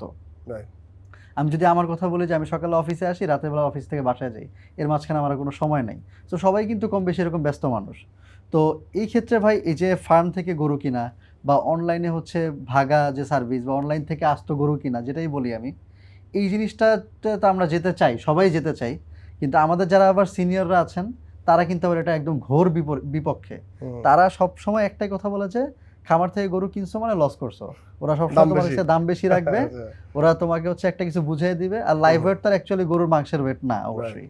সো তোমাকে হচ্ছে লাইভ ওয়েট দেখে তোমাকে ভুজুং ভাজুং বুঝিয়ে দিয়ে তোমার কাছ থেকে ওরা দাম বেশি রাখবে। ওরা গরুর হচ্ছে এসিতে রাখে, গরুকে হচ্ছে ওরা কন্টিনিউয়াসলি কেয়ার নেয়, ওইখানে হচ্ছে ওদের মানুষজন থাকে। সো ওরা সব কিছুর কস্টিংটা তোমার কাছ থেকেই নিচ্ছে। সো ভাই মানে এই যে মানে হাট ভার্সেস খামার বা অনলাইন সলিউশনসগুলা একটা মুখোমুখি অবস্থান, যে মানে এটা আসলে কতটুকু লজিক্যাল, আর হচ্ছে মানে এটার কোনো ওয়ে আউট আছে কিনা? এটা ভাইয়া আমি এটা দিয়ে শুরু করতে চাচ্ছিলাম। আমরা ঈদ আসলেই দেখি যে খামার, হাট, অনলাইন এগুলোকে একটা মুখোমুখি দাঁড় করায় দেওয়ার একটা প্রবণতা কিছু মানুষের থাকে। আমরা অনলাইনেও দেখি হাটওয়ালারা ইসা খামারিদেরকে গালাগালি করতেছে, এরা দাম বাড়াচ্ছে, ইয়ে করতেছে। বাট এটা কিন্তু ভাইয়া আমরা কেউ কারো কম্পিটিটর না। এক্স্যাক্টলি, এটা কিন্তু সাপ্লিমেন্ট ভাইয়া। আমি একটা খামারিদের হিসাব করে দেখেছি, আমরা সারা বাংলাদেশে যত খামারি আছি, ঢাকা বাদ দিলাম, সারা বাংলাদেশেও যদি ধরি, আমরা কিন্তু আমার ধারণা 1%ও আমরা সার্ভ করতে পারি না। আমাদের টোটাল যে সাইজটা, যেটা 1 কোটি 4 লাখ গরু বা গরু, এবছর হয়তো আরেকটু বেশি হবে, আমার মনে হয় না যে আমরা 1% সার্ভ করতে পারি। আমরা কখনোই আসলে ওই ট্রেডিশনাল হাটের কম্পিটিটর না। একটা ইকোনমিতে ভাইয়া সব ধরনের অপশন থাকতে হবে। হ্যাঁ, আপনার অনলাইন থাকতে হবে, আপনার যেহেতু এখন টেকনোলজির যুগ, খামার থাকবে আপনার। আপনি কি ধরেন এখন বসুন্ধরা সিটিতে আপনার একটা টি শার্টের দাম 5,000 টাকা, সেটা নিউ মার্কেটে টি শার্টই ধরেন কোয়ালিটি ধরলাম যে ভালো বা এখন হচ্ছে 300 টাকায় পাওয়া যাচ্ছে। এখন আপনি কি বলবেন যে বসুন্ধরা সিটি বন্ধ করে দিতে হবে? অবশ্যই না, কারণ 5,000 টাকার একটা জাস্টিফিকেশন আছে। সে কিন্তু প্রোডাক্টের সাথে অনেক সার্ভিস সেল করে, সে কিন্তু আপনার কাছে ওই 5,000 টাকাটা নিচ্ছে। সো ওই বসুন্ধরা সিটি বা নিউ মার্কেট এরা কিন্তু কেউ কারো কম্পিটিটর না, supplement. Same thing goes to ধরেন ক্যাটেল সেক্টর ভাই। এখানে আমরা কেউ কারো প্রতিদ্বন্দ্বী না, এবং সবার কাস্টমার কিন্তু ফিক্সড। এখন একটা এক্সাম্পল দিই ভাই, আমি ধরেন আমার গরুর খামার আছে বসিলাতে, তো আমি কিন্তু এবং অনলাইনে আমার বিজনেস শুরু কিন্তু অনলাইনের মাধ্যমে। আমি একটা প্রতিষ্ঠানে তাদের সাথে শিখেছি, সরোবর আমি নামই বলি, ওরা কিন্তু বাংলাদেশে অনলাইন গরু বিক্রির পায়োনিয়ার ধরা যায়। তো আমি তাদের প্রথম বছর প্রসেসটার সাথে ইনভলভ ছিলাম, ওই যে শরীফ আবু হায়াত ভাইদের প্রতিষ্ঠান। তা আমি প্রথম বছর ওদের ওই ক্যাটেলের বিজনেসটা আমি দেখেছি, 14-15 সালের দিকের কথা। তো ওরা প্রথম অনলাইনে এরকম গরু সেল করা শুরু করলো। তো ওই সময় তো customer literacy was very low. মানুষ আসলে একটা অনলাইনে গরু বিক্রি করা সম্ভব এটা তো আসলে কেউ বিশ্বাসও করতো না ওই সময়। হ্যাঁ, সো ওই সময় দেখতাম যে এই গরু বিক্রি করার পর অনেক প্যারা নিতে হইতো, যে ভাই গরুর ছবি দেখাইছেন একটা, আরেকটা পায়ে দেখে মনে হচ্ছে অনেক বড়, কিন্তু পাইলাম অনেক ছোট শুকনা গরু, আমার বাসায় তো খুব বকাবকি করতেছে। এইরকম বিক্রি করার পর দেখা যেত এই পেরেশানিগুলো নিতে হতো। সো এইটা আমি যখন 21 সালে এসে অ্যাগ্রো দিলাম, তখন আমি হ্যাসেলটা দেখে ডিসাইড করছি যে আমি ভাই অনলাইনে গরু বেচবো না, যে ওই ছবি দেখায় বা ভিডিও দেখায় আমি গরু বেচবো না। আমাদের যেহেতু ঢাকাতেই খামার, আমরা কাস্টমারকে রিকোয়েস্ট করি যে ভাইয়া একটু আসেন আমাদের এখানে, আধা ঘন্টার জন্য আসেন, বাকি প্রসেস আমরা অনলাইনে করে ফেলবো, ব্যাংক ট্রান্সফার বা হোয়াট এভার, পেমেন্ট আমরা হোম ডেলিভারি দিয়ে আসতেছি। সো এইটা ডিসাইডেড ছিলাম, আনলেস গত বছর আমার কাছে একটা ফোন কল আসলো, এক ভদ্রলোক, উনি ফোন দিলেন, বললেন যে ভাই আপনাদের আমি শুনছি অমুকের কাছ থেকে আপনাদের যদি অনলাইন ক্যাটালগটা একটু দিতেন। তা আমি তো তাকে ওই কমন মুখস্থ বুলি বলছিলাম, ভাই আমরা তো অনলাইনে বেচি না, আমরা যদি ঢাকায় কুরবানির গরু একটা একটু এসে 10 মিনিট আধা ঘন্টা দেখে যান, বাকিটা আমরা অনলাইনে করবো। তো উনি যখন একটা কথা বললেন যেটা আমাকে খুব হিট করছে, যে ভাই আমি তো ফিজিক্যালি একটু চ্যালেঞ্জড, আমার একটা অ্যাক্সিডেন্ট হয়েছে, আমি বাসা থেকে বের হতে পারি না, আমাকে কিনলে অনলাইন থেকেই কিনতে হবে। সো এইটা আমাকে খুব হিট করলো, যে তার মানে দেয়ার আর সাম পিপল যাদের এই সার্ভিসটা দরকার। তবে গত বছর এক আপু আমাদের কাছ থেকে নিলেন, ওনার বাসায় কোনো পুরুষ মানুষ নাই, সবাই হজে গেছে বা বিদেশে। উনি পরে আমাদের কাছ থেকে বললেন যে ভাই আমার কিন্তু সব কেটে কুটে বাসায় পৌঁছায় দিয়ে আসতে হবে। তো তো আমার ওই যে ভাই ভাবি দুইজনে হজে গেলেন কতবার, দেখলাম যে আমার ওই ভাতিজা ভাতিজি ওরাও সব ওই অনলাইন থেকে 7-8 পড়ে, ওরা অনলাইন থেকে কিনছে। সো এইটা কিন্তু ভাইয়া লাক্সারি বা এটা কিন্তু শো অফের বিষয় না, এটা কিন্তু নেসেসিটি এখন অনেক মানুষের। এই যে লোকগুলা, এইবারও আমাকে একজন নক করেছে যে উনি চ্যালেঞ্জ, এবং উনি আমাদের যে ভাগা সার্ভিসটা অর্ডার দিয়েছে এবং সে ফিজিক্যালি চ্যালেঞ্জ। এই ধরনের কিন্তু লোকগুলা যারা আছে তাদের কিন্তু এই সার্টেন সার্ভিসগুলোর দরকার হয়। সো এইখানে এমন লোক থাকবে যারা হাট থেকে যাবে, দেখবে 10টা গরু নিজেরা, এটা একটা মজা আছে আলাদা। হ্যাঁ, এবং আমরা কিন্তু এইটাই অ্যাড্রেস করি ভাইয়া, যে এবং যেমন আমরা ভাগার কুরবানির ক্ষেত্রে অনেকে গরুর ছবি দেখতে চায় বা ইয়ে করতে চায়, তারপর বলি যে ভাই এই সার্ভিসটা তো আসলে সবার জন্য না, যারা এই পারতেছে না, কারণ আমরা গরুটা সিলেক্ট করেই একদম শেষ মুহূর্তে হয়, একদিন 2 দিন আগে। যে থিং ইজ যে এই সার্ভিসটা তো সবার জন্য না। আমাদের হাটের ক্রেতা থাকবে, এমন কিছু লোক থাকবে যাদের অনলাইন থেকেই কিনতে হবে, যারা ফিজিক্যালি আসলে যেতে হবে না। আপনার বাংলাদেশে এমন, আপনি বেঙ্গলের খুব চমৎকার একটা টিভিসি কত বছর বা তার আগের বছর ওরা লঞ্চ করলো, যে ছেলে বিদেশে থাকে, বাবা মা, বৃদ্ধ বাবা মা কুরবানি করবে কিভাবে, তার কোনো ওয়ে নাই।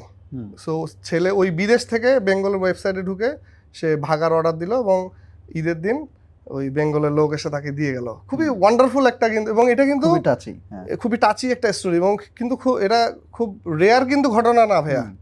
আমাদেরই আশেপাশে দেখবেন যে আমার বাবা মা থাকে নীলফামারীতে, একা একা ঈদ করে তারা এখন ওই আমার মা, গ্রামে তো সহজ, ধরেন মামা চাচা খালু এদের সাথে করা যায়, but what about Dhaka city? Right, আমরা তো পাশের ফ্ল্যাটের লোকজনকে চিনি না, তাই না? তো তারা তো কুরবানি থেকে বঞ্চিত হচ্ছে।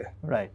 সো এটা লাক্সারি না ভাই, এটা নেসেসিটি, এবং আমরা কেউ কারো কম্পিটিটর না। এখন ধরো ওই যে যেটা বললাম, যে শুরুতে এক্সাম্পল দিলাম যে বসুন্ধরা সিটির যে আপনার প্রোডাক্টটা আর যে নিউ মার্কেটের, সে কিন্তু বুঝে শুনে যে ক্রেতা বসুন্ধরা সিটি, সে কিন্তু 5,000 টাকা দিয়ে একটা টি শার্ট কিনছে, কারণ সে কিন্তু স্যাটিসফাইড হচ্ছে কিনা, এটা হইলো কথা। আপনি একটা ভালো পরিবেশে যাচ্ছেন, এসির মধ্যে বসে থেকে, এরকম তো লোকজন আছে, তাই না? আমাদের এখানে অনেক বাচ্চা নিয়ে আসে, ওয়াইফ নিয়ে আসে, ফ্যামিলি সবাই আসে, এসে গরু কিনে। তো হাটে তো এটা পসিবল না ভাইয়া। রাইট। হ্যাঁ, সো এইখানে এরকম সার্টেন পিপল আছে যাদের এই সার্ভিসগুলো দরকার হয়। আমরা এই সার্ভিসটা প্রোভাইড করছি, অনলাইন বলেন বা খামারি বলেন, এবং এট দ্য সেম টাইম আমাদের হাটটাও কিন্তু লাগবে ভাইয়া। এটা আমাদের প্রাণ, আমাদের এই ক্যাটেল সেক্টরের প্রাণ এটা। হ্যাঁ, আমরা নিজেরাও কিন্তু হাট করি। হ্যাঁ, এবং আমরা খুব বেশি মানুষকে সার্ভ করতে পারি না, খুবই লিমিটেড কিছু মানুষকে আমরা সার্ভ করছি। সো কেউ কারো আমরা আসলে কম্পিটিটর না। এখন এগেন যে আপনার যে এই কোশ্চেনটা, যে আসলে হাট থেকে কিনবো না খামার থেকে, এটা আসলে যার যার ইন্ডিভিজুয়ালি আইডেন্টিফাই করতে হবে আসলে আপনার কোনটা ভালো লাগে। আপনি কি ওই ছোটবেলার স্মৃতি রোমন্থন করবেন, যে বাবার সাথে হাত ধরে হাটে গিয়েছেন, গরু দেখেছেন, কিনেছেন, এইটা করবেন, নাকি আপনি আপনার নিজের এক্সাম্পল দিলেন যে ভাই আমি তো সকালে ঘরে ঢুকি, মানে বাসা থেকে বের হই, রাতে ঢুকি, আমার তো কোথাও সময় নেই, হাটে যে যাবো 4-5 ঘন্টা সময় তো নাই, আমার অনলাইনে কিনতে হবে। এটা আসলে যার যার যে নিড ভাই, বা যার যার ভালো লাগা, বা যার যার স্ট্রেংথের জায়গা। আপনার ধরেন হাট থেকে গরু কিনতে গেলে এক্সপিরিয়েন্স লাগবে, এখন আপনার এক্সপিরিয়েন্স লোক নাই, আপনি ধরেন সাথে চাচা খালু মামা এরা নাই যেতে পারতে, যার যে গরু চিনে, তো তখন আসলে আপনি অল্টারনেটিভ চিন্তা করবেন যে ভাই আমি অনলাইনে বা খামার থেকে একদমে গরু কিনবো, বা ছবি দেখে লাইভের দেখে একটু বেশি হইলো ওই যে অপরচুনিটি কস্ট। হ্যাঁ, যে আমার ওইটা আমি স্যাক্রিফাইস করলাম, এখানে আমি সার্ভিসটা নিলাম, আর আমার হাটে যাওয়ার সময় নাই, যে নিয়ে আসবো গরুটা বাঁধা রাখবো, যে রাখার জায়গা নাই। হ্যাঁ, তারপরে এখন তো রিস্ক অনেক, টাকা এই হার্ড ক্যাশ ক্যারি করে হাটে যাওয়া, হ্যাঁ, একটু আইন শৃঙ্খলা পরিস্থিতির যে একটু আমরা দেখি মাঝে মধ্যে যে নিউজগুলা, সো ক্যাশ ক্যারি করতে হয় হাটে, আর আমরা খামারে বা অনলাইনে আমি ব্যাংক ট্রান্সফার করে দিচ্ছি। তো এগুলো আসলে যার যার যে নিডগুলো ভাই, এটা অ্যাড্রেস করে তাকে ডিসিশন নিতে হবে যে আমি হাট থেকে কিনবো নাকি খামার থেকে কিনবো। ভাই এটা তো আমি একদম ক্লিয়ার, আপনি যেটা বলছেন অপরচুনিটি কস্ট, সেটা আমি একদম অ্যালাইন। বাট মানে আপনারা কি আসলেই কি হাট থেকে খামারে একটু দামটা বেশি থাকে কিনা, আর যদি থাকে সেক্ষেত্রে আসলে এটার কারণটা কি, মানে আপনারা আসলে কোন কোন কারণগুলোর জন্য আপনারা আসলে দামটা বেশি রাখতেছেন? এটা আসলে ভাই আমি কাউকে ছোট করব না বা করব না, আপনি হাটে অনেক ধরনের ম্যাল প্র্যাকটিস করা হয়, এটা খামারে যে করা হয় না তা বলবো না। অনেক, যেমন আপনার গরুগুলোকে এমন ভাবে বেঁধে রাখা হয় একটু গরুটা বড় মনে হয়, তারপরে চোঙ্গা দিয়ে পানি খাওয়ানো হয় ভাইয়া অনেক গরুকে। আমরা যেমন যে কবুতর বা হাঁসকে দেখছি না, যে ফানেল দিয়ে পানি খাওয়ায় পেটটা মোটা করে রাখে, গরুকে এইভাবে খাওয়ানো হয়, খাইয়ে পেটটা গোলগাল দেখায়। তারপরে অন্যান্য যে ম্যাল প্র্যাকটিস গুলা বললাম, যে স্টেরয়েড দেওয়া, গ্রোথ প্রমোটার দেওয়া, ইনজেকশন, আজে বাজে জিনিস যে খাওয়ানো, এই সব জিনিস খাইয়ে কিন্তু আপনার এই গরুটা সেল করা বা মিথ্যা কথা বলা, ওইখানে তো লাইভ স্কেল নাই, জি বলতেছে ভাই এটা 4 মণ হবে, আল্লাহর কসম 4 মণ হবে, কিন্তু বাসায় এসে দেখলেন যে 2.5 মণ নিয়ে টানাটানি। হ্যাঁ হ্যাঁ, ও চোখের দেখো এখানে মনে হচ্ছে যে আসলে আরে 4 মণই হবে, সেটাই, মানে হ্যাঁ। বাইরে আলো বাতাসের মধ্যে জি। থাকে, তো দেখা যায় যে 4 মণই হচ্ছে। বাট আপনি যখন খামার বা অনলাইন থেকে কিনবেন ওইখানে কিন্তু এই লুকাচুরিগুলার সুযোগটা কম আছে, একটু কম। হ্যাঁ, বাট আপনি একটা মোটামুটি আন্দাজ করতে পারবেন বা আপনি কম্পেয়ার করতে পারছেন অন্য এক খামারের গরুর সাথে আরেক খামারের গরু। হ্যাঁ, সো এইখানে আসলে কাজ করে ভাইয়া, যেমন আপনি ধরেন এই যে ব্রিডের ব্যাপার আছে, আমি যেটা বললাম শুরুতে যে একটা লাল কালারের সুন্দর একটা গরু বা একটা ভালো ব্রিডের গরু, রেয়ার ব্রিডের গরু, আর একটা ধরেন নর্মাল এই যে অ্যাশ কালার বা কালো রঙের একটা গরু যার কুচ নাই শিং নাই, এটার প্রাইস তো কখনো সেম হবে না ভাইয়া। হ্যাঁ, সো ব্রিডের ব্যাপার আছে, এবং এগেইন ভাইয়া এটা আসলে সবার জন্য খামার না বা সবার জন্য সবাই তো এত দাম দিয়ে বা ভালো ব্রিড দরকার নেই, আমার দরকার এটা কুরবানি দিলেই হলো। বাট এরকম পিপল আছে যারা একটু গ্ল্যামার চায়, বা ধরেন যার 1,000 কোটি টাকা ইনকাম, সে কি 10 লাখ টাকা দিয়ে একটা কুরবানি দিবে না? এই গরুগুলো তো আমাদেরই প্রোডাকশন, আমাদেরই কোনো না কোনো কৃষক এটা ডেভেলপ করেছে, সো এই টাকাটা কিন্তু আলটিমেটলি তার কাছেও যাচ্ছে। সো এটা একটা কুরবানি ওয়ান্ডারফুল একটা মেথড আল্লাহ সুবহানাহু ওয়া তাআলার দেওয়া, যে ক্যাশ ফ্লোটা উপর থেকে নিচের দিকে যাওয়া, এবং কুরবানির মাধ্যমে কি হচ্ছে একদম কিন্তু রুট লেভেলে টাকাটা যাচ্ছে ভাইয়া। এক্স্যাক্টলি একজন 1,000 কোটি টাকার মালিক, সে 10টা গরু 20টা গরু দিচ্ছে, ওই টাকাটা কিন্তু আলটিমেটলি একদম গ্রামে চলে যাচ্ছে ভাইয়া, খামারির মাধ্যমে হোক শহরের ব্যাপারের মাধ্যমে হোক, ওটা কিন্তু গ্রামের কৃষকের কাছে যাচ্ছে। এবং শহর থেকে আমরা যে বলি যে ডাউনওয়ার্ডস করা, পুঁজিবাদী ইকোনমি কি করে, টাকাটা নিচ থেকে নিয়ে উপরে নিয়ে যায়। আর এই কুরবানির সিস্টেমটা দেখেন, জাকাতও সেম, হ্যাঁ, আপনার এটা হচ্ছে ডাউনওয়ার্ডস, টাকার ফ্লোটাকে নিচের দিকে নিয়ে যাচ্ছে। সো এই গরুগুলো তো আমাদেরই কোনো না কোনো কৃষকের ডেভেলপ করা। সো আল্লাহ তো যদি সবাইকে একই রকম ক্ষমতা দিত তাহলে তো এক ধরনের গরুই থাকতো, এক ধরনের গরুই ক্রেতাই থাকতো। সো যেটা হচ্ছে যে অবজেকশনগুলো করা হয় এটা আসলে খুব বেশি যৌক্তিক বলে মনে হয় না। আর এই গরুগুলো সবার জন্য না, হ্যাঁ, আপনার যারা এক্সোটিক জিনিস পছন্দ করে, আর আমরা কিন্তু অনেক অ্যাডেড সার্ভিস দিচ্ছি ভাইয়া, এবং ধরেন আপনার ক্যাশ ক্যারি করতে হচ্ছে না, আপনি এসে ফ্যামিলি সবাই নিয়ে এসে বসে একটু ভালো পরিবেশে একটু খাওয়া দাওয়া করে কিন্তু একটা গরু দেখতে পাচ্ছেন। তো এই যে অ্যাড অন সার্ভিসগুলা, প্লাস খামার থেকে গরু কেনার একটা বড় যে সুবিধা এটা হচ্ছে কিন্তু ভাই ট্রেসেবিলিটি। আপনি ধরেন এই যে যদি হাট থেকে গরু কিনেন, আপনার আর ওই ব্যাপারীর সাথে সারা জীবন দেখা হবে না, এটার সম্ভাবনা সবচেয়ে বেশি। হ্যাঁ, তো আমার কাছে যেমন একটা এক্সাম্পল বলি, যে গত বছর এক ক্লায়েন্ট আসলো, উনি 3.5 লাখ টাকা না 3.5 লাখ টাকা দিয়ে একটা গরু দিয়েছিল তার আগের বার, দিয়ে বললো যে ভাই আমি 60 কেজি চর্বি ফেলে দিয়েছি গতবার। তা আমি এটা শুনে বললাম ভাই এই কাজটা যদি আমরা করতাম, আমরা খামারি বা অনলাইন থেকে করতাম, আপনি তো আমাদের শোয়াই ফেলতেন। হ্যাঁ, কিন্তু হাট থেকে নিয়ে তো আপনি ওর আর দেখা পাবেন না, এটা তো সম্ভব না ওই ব্যাপারে দেখা পাওয়া। তো আমরা কিন্তু ধরেন খামারি বা অনলাইন যেটাই বলেন, আমাদের কিন্তু একটা ফিক্সড জায়গা আছে, একটা ঠিকানা আছে, একটা ফোন নাম্বার আছে।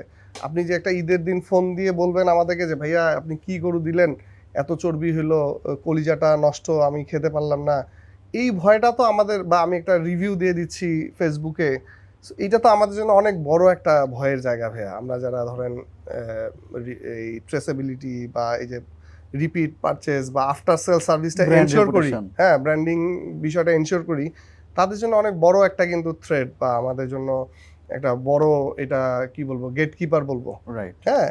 সো এটা কিন্তু আমরা এনশিওর করি যে আমাদের প্রোডাক্টটা যেন ট্রেসেবল হয়, এবং মানুষ যাতে আমরা এই কমপ্লেনগুলো হ্যান্ডেল করতে না হয়, এবং আমরা ওইভাবে ফিডিংটা করি, যেটা আমরা এই খামারগুলোতে এনশিওর করা হয়। মোস্ট খামারে এই জিনিসটা আপনি পাবেন, এবং এটা অনেকের জন্য হয়তো কোনো ব্যাপার না, সে হয়তো হাট থেকে কিনতে পারে। আবার অনেকের জন্য চাই যে না একটু নিরাপদ বা সেফ, একটু জবাবদিহিতা আছে এরকম জায়গা থেকে কেনা, তারা আসলে খামার বা ইয়েটা চুজ করবে, অনলাইনটা চুজ করবে। মোস্ট কথা হলো ভাইয়া যে এটা আসলে কোনো কনক্রিট সলিউশন নাই, এক একজনের ডিমান্ড, এক একজনের সিচুয়েশন, এক একজনের কি বলবো স্পেন্ডিং নেচার, বা একজনের ভালো লাগা জায়গা, অনেকেই চায় যে তার ওই যে শৈশবের যে স্মৃতি রোমন্থন করবে। সো এক একজনেরটা এক এক রকম, এক একজনের স্টোরি এক এক রকম। সো ওই অনুযায়ী তার হাট বা খামার নাকি অনলাইন এটা সিলেক্ট করতে হবে ভাইয়া। রাইট। সো না, এমনিতেও তো ভাই এটা খুব স্বাভাবিক যে আপনার একটা ব্র্যান্ডের কাছ থেকে আমরা প্রোডাক্ট কেন কিনি। যখন একটা ব্র্যান্ড হয়, ওই ব্র্যান্ডের কাছ থেকে কেনার মেইন কারণটাই থাকে যে আসলে এখানে আমার রিস্ক কম। Right. আমার হচ্ছে যে আমি কেনার পরে ঠকে যাওয়ার চান্সটা খুব কম। আমি যখন বলি যে আমি অমুক ব্র্যান্ড থেকে একটা জিনিস নিছি, গুচি থেকে একটা জিনিস নিছি, প্রাডা থেকে একটা জিনিস নিছি, এটা কিন্তু মানে ওই যে মানে নামটার সাথে সাথেই চলে আসছে একটা ট্রাস্ট যে আমি ওইখান থেকে নিছি, প্রোডাক্টটা ভালোই হবে। সো মানে ব্র্যান্ডের তো একটা ব্যাপার স্যাপার আছেই। সো এই জায়গাটা থেকে ভাইয়া আরেকটা জিনিস যেটা যে মানে খামারের ব্যবসা কিন্তু ভাইয়া আমি যদি বলি যে আমাদের সব এশিয়ান, সাউথ এশিয়ান মানুষের একটা ড্রিম, হুম। সব পুরুষ মানুষের একটা ড্রিম থাকে যে আমি জীবনে একবার হইলেও খামারের ব্যবসা দিব। সো এখন মানে এটা তো আমাদের শখের জায়গা একটা আছে, আর একটা ব্যবসা তো আসলে শখ দিয়ে চলে না ভাইয়া। সো এখন আমার কাছে টাকা আছে, আমি আমার শখ আছে, তাইলে কি আমি খামারের ব্যবসায় নেমে যাব? এটা তো একটা ভাইয়া একটা কমন সেইং আছেই, যে প্রত্যেক পুরুষের জীবনে একবার করে হলো খামারি হওয়ার শখ জাগে। আর এই খামারি হওয়া বা কৃষক এটা তো আমাদের আসলে জিনের মধ্যে, এটা পৃথিবীর সবচেয়ে পুরাতন একটা পেশার অন্যতম, এবং আমাদের বেশি না 1-2 জেনারেশন আগে যাবেন আমরা কৃষি পেশার সাথে কিন্তু দেখবেন যে ইনভলভমেন্ট আমরা ছিলাম। পাচ্ছি ডিরেক্টলি।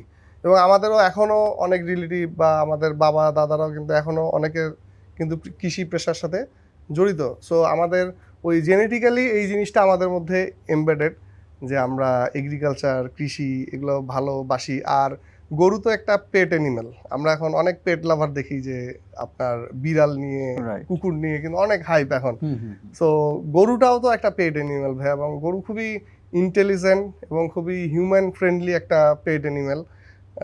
সো গরুর প্রতি ভালোবাসাটা মানুষের এটা জেনেটিক্যালি এমবেডেড। হ্যাঁ, তো এইটা একটা ভালো লাগার জায়গা, এটা সব পুরুষেরই আছে। বাট যেটা বললেন যে আসলে ভালো লাগা মানে কি আমি ওই ব্যবসায় নেমে যাব, ব্যাপারটা কিন্তু এইরকম না ভাইয়া। আমাকে আমার SWOT অ্যানালিসিস করতে হবে, আমার স্ট্রেংথ আছে কিনা, উইকনেস কোন কোন জায়গায়, অপরচুনিটি কি এই সেক্টরের, বা থ্রেট কি, এই জিনিসগুলো অ্যানালাইসিস করে অনেকগুলো কোশ্চেন আছে আসলে। এই কোশ্চেনগুলোর অ্যান্সার দিয়ে আসলে তারপরে ব্যবসায় নামা উচিত। এখন আমি যদি আমার ক্ষেত্রে এক্সাম্পল দেই, আমার কেস স্টাডি হিসেবে যদি নেই যে আমি কেন আসলে এই ব্যবসাটায় আসলাম, আমারও তো এটা ভালো লাগা ডেফিনেটলি আছে এই জায়গা। বাট ওয়াই আমি আসলাম কেন বা কিভাবে আসলাম, আমি কিন্তু 2000 প্রথম ব্যবসা কিন্তু আমার গরুর ব্যবসা না। হুম হুম। ম্যাক্সিমাম মানুষরা কিন্তু এই ভুলটা করে, প্রথম ব্যবসায় শুরু করে গরু দিয়ে। আচ্ছা। হ্যাঁ, গরু কিন্তু কেনা বা গরু লালন পালন করা এটা কিন্তু তুলনামূলক সহজ, বা এটা যে কেউ চাইলে পারে। হয়তো কিনতে একটু ঠকবে, হুম হুম। লালন পালনে হয়তো একটু চ্যালেঞ্জ ফেস করবে। এখনকার যুগে তো অনেক ইনফরমেশন আছে, রাইট। কিন্তু মেইন চ্যালেঞ্জটা হয়ে যায় কিন্তু ভাই গরু বিক্রি করার ক্ষেত্রে। হ্যাঁ, কারণ গরু একটা বানাইলাম, ডেভেলপ করলাম সুন্দর, এখন এটা আমি কোথায় বিক্রি করব, কার কাছে বিক্রি করব, কত দামে বিক্রি করব। ধরেন আমি আমার এক্সাম্পলই দিই, কারণ যেহেতু আমি এই সেক্টরটায় আছি, আমার এক্সাম্পলটা দিলেই রিলেট করা সহজ। আমার যে ক্লায়েন্ট বেস ভাই, আমার কিন্তু ছোট গরু সব করি আমরা আমাদের খামারে, বড় গরু আমাদের নাই বললেই চলে। হ্যাঁ, আচ্ছা। বড় গরু বলতে যে 400 কেজি 500 কেজি 1000 কেজি যে গরুগুলো আমরা খুব গ্ল্যামারাস যে গরুগুলো দেখি এইরকম নয়, আমাদের সব 180 থেকে 200 250 300-র মধ্যে গরুগুলা।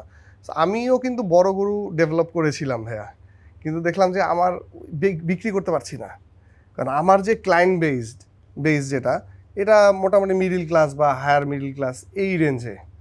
সো ওই বড় গরুগুলো কেনার মতো লোকের কমিউনিটির কাছে আমার অ্যাক্সেসটা ওইভাবে নাই।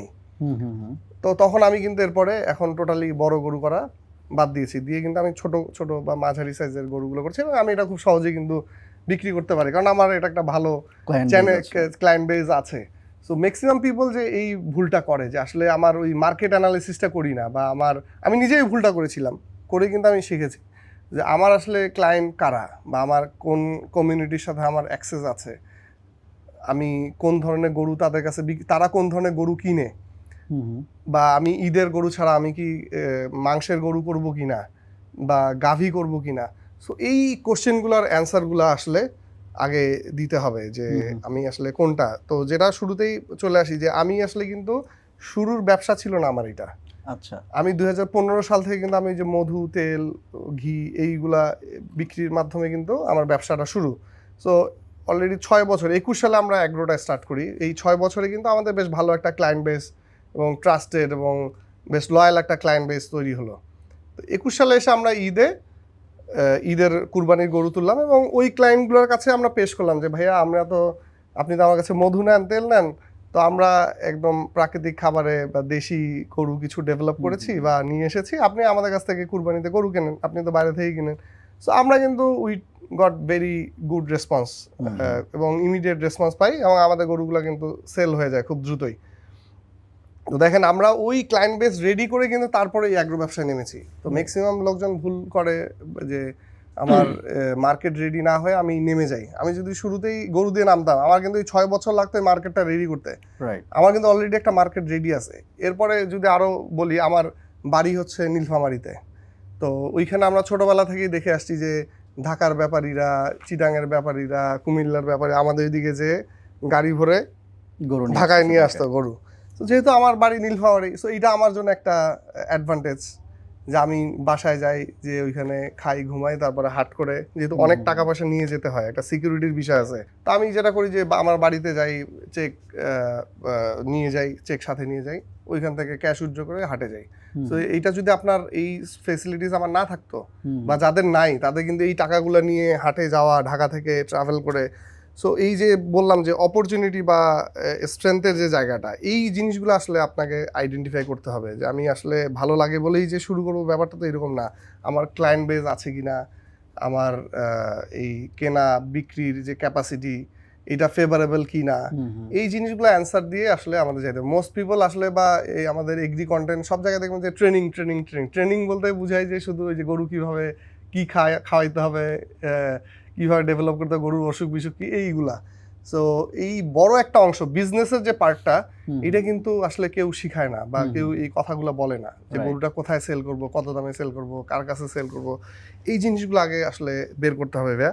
আর এর বাইরে আমাদের অনেক অপরচুনিটি, এখন আমরা গ্লোবাল শিফটিং কিন্তু দেখছি যে আসলে এগ্রির দিকে শিফট করছে। আমাদের যদি আইটি যায়, আমরা ছোটবেলা থেকে দেখে আসছি যে আইটি সেক্টরটা বুম দেখে বড় হয়েছি আমরা। এখন কিন্তু দেখছি যে শিফটিংটা আইটি জায়ান্ট বলেন বা এখন বড় বড় ইন্ডাস্ট্রি বা গ্রুপ অফ ইন্ডাস্ট্রিজ কিন্তু এখন অ্যাগ্রোর দিকে শিফট করছে তাদের কনসেন্ট্রেশনটা। আপনি যদি বিল গেটস বলেন, জ্যাকমা বলেন, হুয়েভার ইউ নেম আইটি জায়ান্টের, সবাই কিন্তু আপনার এখন অ্যাগ্রোতে বেশ বড় সড়ো ইনভেস্ট করেছে।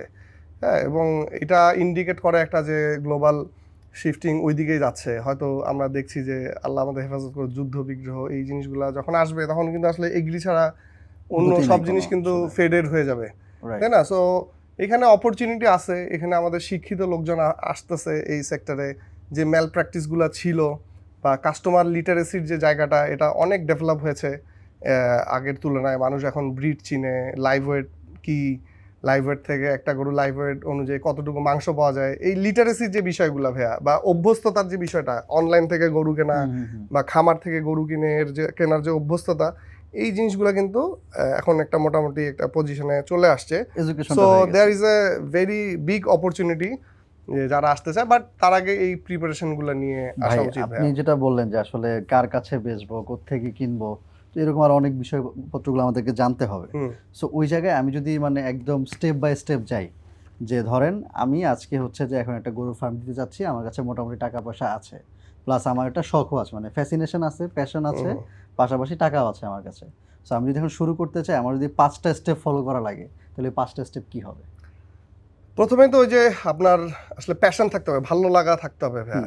এটা মাস্ট, এটা ম্যান্ডেটরি। কারণ এটা আসলে পেট একটা অ্যানিমেল, পেট যেমন ভালো লাগা আছে, পেটের কিন্তু আবার খারাপ দিকও আছে। পেটের অসুখ হবে, তারপরে ওর টেক কেয়ার করতে হবে রেগুলার। এটা কিন্তু 8-10টা ব্যবসার মতো না ভাইয়া, যে আপনি কাপড় কিনে আনছেন, ফেলে রাখছেন, বা ঈদের ছুটি 10 দিন পাইছেন, আপনি ভ্যাকেশনে চলে গেছেন কক্সবাজারে, হ্যাঁ, এই দোকান বন্ধ রেখে। এটা কিন্তু আপনার 24/7 একটা এঙ্গেজমেন্ট। সো ওই প্রিপারেশনটা আপনার থাকতে হবে, ভালো লাগা থাকতে হবে, ওই এই যে হ্যাসেলগুলো আসবে এই জিনিসটা থাকতে হবে, প্লাস নিজে প্রেজেন্ট থাকতে হবে ভাইয়া। আমার ওস্তাদ একটা কথা বলে যে রিমোট কন্ট্রোল দিয়ে এসি কন্ট্রোল করা যায়, টিভি কন্ট্রোল করা যায়, কিন্তু খামার কন্ট্রোল করা যায় না, স্পেশালি খামার ভাইয়া। মানে একটা এক্সাম্পল দেই যে কতটা সেন্সিটিভ বিষয়গুলো। আমার ধরেন আমি তো প্রত্যেকদিনই খামারে যাই বা থাকি একটা বড় একটা সময়। তো আমার যে যারা রাখাল আছে খাবার দেয়, আমাদের হাউসটা মুখোমুখি, তো 2টা গরু মুখোমুখি থাকে। অনেকের হাউস থাকে সিঙ্গেল সিঙ্গেল, একটা গরুর জন্য একটা হাউস, আমাদের একটা কমন হাউস। তো খাবার খায়, তো 2-3টা গরু ছিল, খুব সুন্দর গরু, ওর রুচি টুচি ভালো। তো দেখলাম যে গরু 3টা আস্তে আস্তে শুকায় যাচ্ছে। হ্যাঁ, কি যে শুকাচ্ছে কেন, কোনো আইডেন্টিফাই করতে পারতেছে না। খাবারের রুচিও ভালো, আবার অন্য যে ইন্ডিকেশন একটা গরু সুস্থ না অসুস্থ, ওর নাক ভেজা থাকবে, গায়ে জ্বর আছে কিনা, এগুলো দেখলাম যে না সব তো ওকে আছে, হুম, তো গরু শুকায় যাচ্ছে কেন?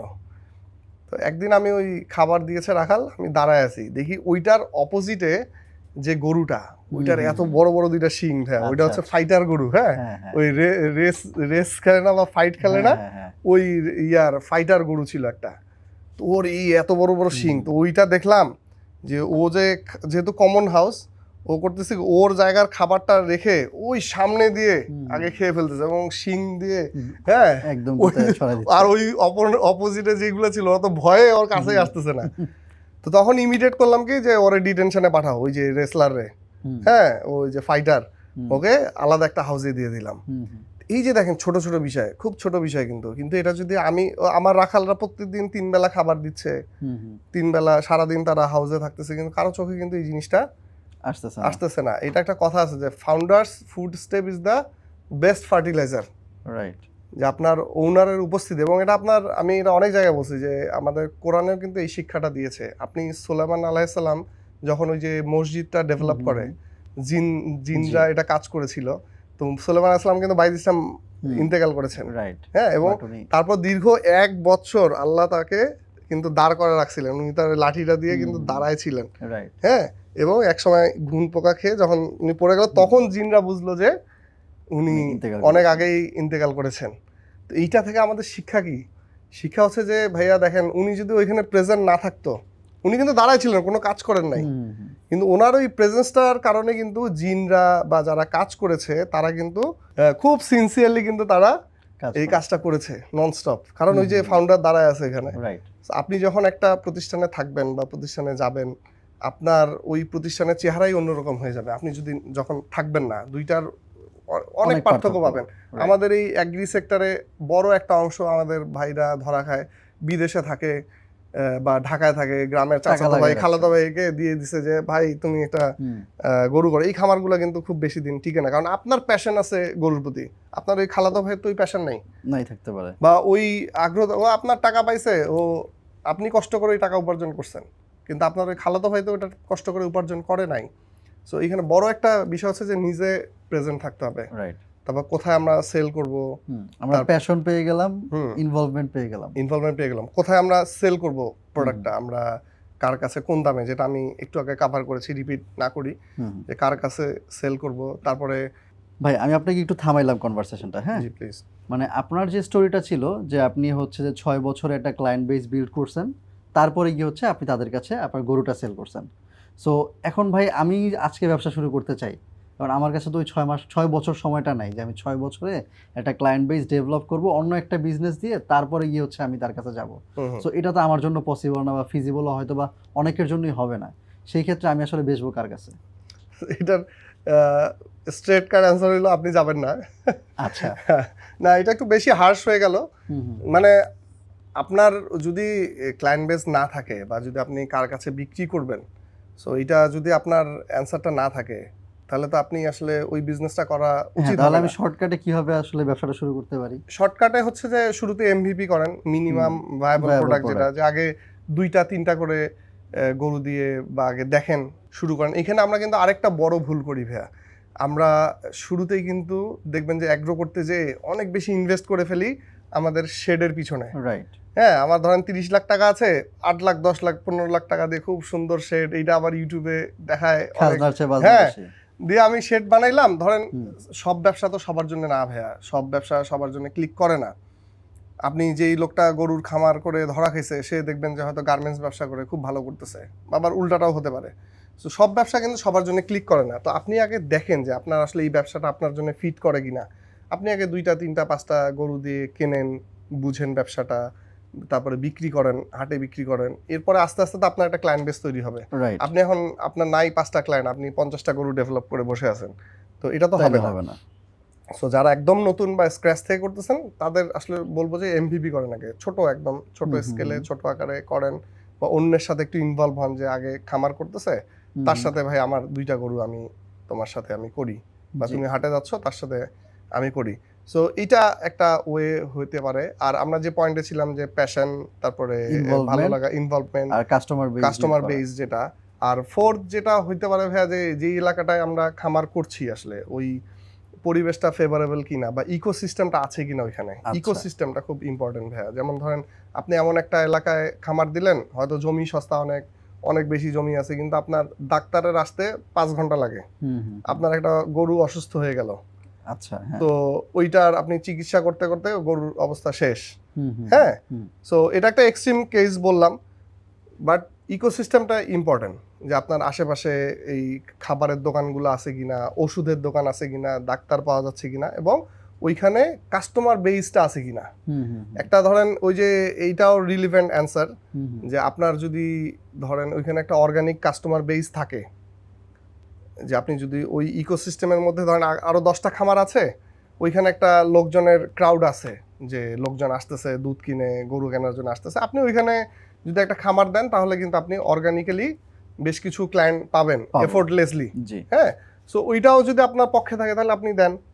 তো এই লোকেশনটা অনেক বড় একটা ফ্যাক্টর। হুম, আপনাকে হুম, হুম। দেখতে হবে যে আপনার ওই আশেপাশে ইকোসিস্টেম আছে কিনা, তারপর ড্রেনেজ সিস্টেম। অনেকে আমরা ঢাকা শহরে বিশেষ করে অনেক খামারি খুব সমস্যায় থাকে, কারণ এই যে ড্রেনেজ ব্যবস্থাটা ভালো না। হ্যাঁ, দেখা যায় যে এটা আশপাশ থেকে ক্লেম আসে, আসে। সো এই জিনিসগুলো আসলে ফেভারেবল থাকতে হবে। হুম, হুম। হ্যাঁ, বা আপনি যে বর্জ্যটা এটা ডাম্পিং করতেছেন, ক্লেম আসতেছে কিনা, এই জিনিসগুলা আপনার নজর রাখতে হবে। আর লাস্ট বাট নট লিস্ট যে বিষয়, এটা হচ্ছে ভাইয়া ফাইন্যান্স। গরুর বিজনেস কিন্তু খুবই ক্যাপিটাল ইন্টেন্সিভ একটা বিজনেস, অনেক টাকা পয়সার দরকার হয়। হুম, হুম, হুম। আপনার ধরেন 10টা গরু দিয়ে শুরু করবেন, তাও মিনিমাম 10 থেকে 15 লাখ টাকা লাগবে। এবং আমরা তো প্রোডাকশনের একটা থিওরি জানি, যে আপনাকে 3টা লট রেডি রেখে ব্যবসায় নামতে হবে। টাকার যে প্রিপারেশনটা, একটা ধরেন রেডি হইতে থাকবে, একটা মার্কেটে থাকবে, আর একটা ব্যাক এন্ডে আপনার প্রস্তুত থাকবে। সো আপনি জানেন 10 লাখ টাকা দিয়ে শুরু করা মানে আপনাকে ব্যাক এন্ডে আরো 20 লাখ টাকার 20 লাখ টাকা রেখে দিতে প্রস্তুতি হবে। নিয়ে কিন্তু নামতে হবে। সো এই যে এত টাকার বিষয়টা, অনেক ব্যবসা আছে কিন্তু অনেক কম টাকায় শুরু করা যায়, কিন্তু গরুর ব্যবসাটা কিন্তু এরকম না। আবার ধরেন আপনি 10টা গরুতে যেই সেট আপটা লাগবে, যেই লোকবল লাগবে, আপনি 20টা 30টা গরুতে কিন্তু সেম লোকবল লাগতেছে। তার মানে আপনি যদি 10টা গরু করেন তাহলে কিন্তু আপনার প্রোডাকশন খরচটা কিন্তু বেড়ে যাচ্ছে। আপনি যদি 20টা 30টা করেন তাহলে কিন্তু আপনার প্রোডাকশন খরচটা অনেক কমে আসতেছে। সো এই টাকার বিষয়টা ভাইয়া এনশিওর থাকতে হবে, যে আসলে আমার টাকার পর্যাপ্ত ব্যবস্থা আছে কিনা, ফাইন্যান্সের ব্যবস্থাটা আছে কিনা। বা ধরেন খামার শুরু করলাম, মাঝপথে আমার খাবার নাই, গরু বিক্রি করতে পারতেছি না, টাকা আসতেছে না, সো ওই সময় আমার ক্যাশ ফ্লো আছে কিনা, এই জিনিসটা আমার এনশিওর করতে হবে। এবং এখন একটা যে ট্রেন্ড দেখবেন, যে পয়সাওয়ালা লোকজন কিন্তু এখন খামার ব্যবসায় আসতেছে।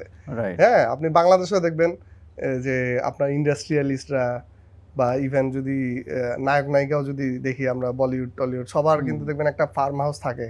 এবং রাইট। এখনকার যেটা বললাম যে আইটি জায়ান্ট, সবার কিন্তু এখন তারা এগ্রোর দিকে আসতেছে। এক তো হচ্ছে যে ভালো লাগার জায়গা, সেকেন্ড হচ্ছে কিন্তু এই যে ওয়ার্ল্ডের যে আমরা Economic মনিটরি shift। যে ফ্লোটা বা শিফটিংটা, এটা আমরা, আপনি শুনলে অবাক হবেন যে ভাইয়া মার্ক জাকারবার্গ কিন্তু he is developing one of the biggest silo of the world, এবং এটা আন্ডারগ্রাউন্ডে, এবং এখানে সে ওয়ার্ল্ডের যত সিড আছে, বীজ, হুম, হুম, হুম। এইটা সে ওখানে প্রিজার্ভ করতেছে। এটা শোনা কথা আসলে। জি, জি, জি। হ্যাঁ, এবং আর এমনিতে যে ওয়াগু বিফ না কি যেন একটা ওয়াগু জি। যে বিফটা, ওইটা নিয়ে সে কাজ করছে। জি, জি, জি। এটা তো সে অ্যানাউন্সই করেছে ওর রাইট।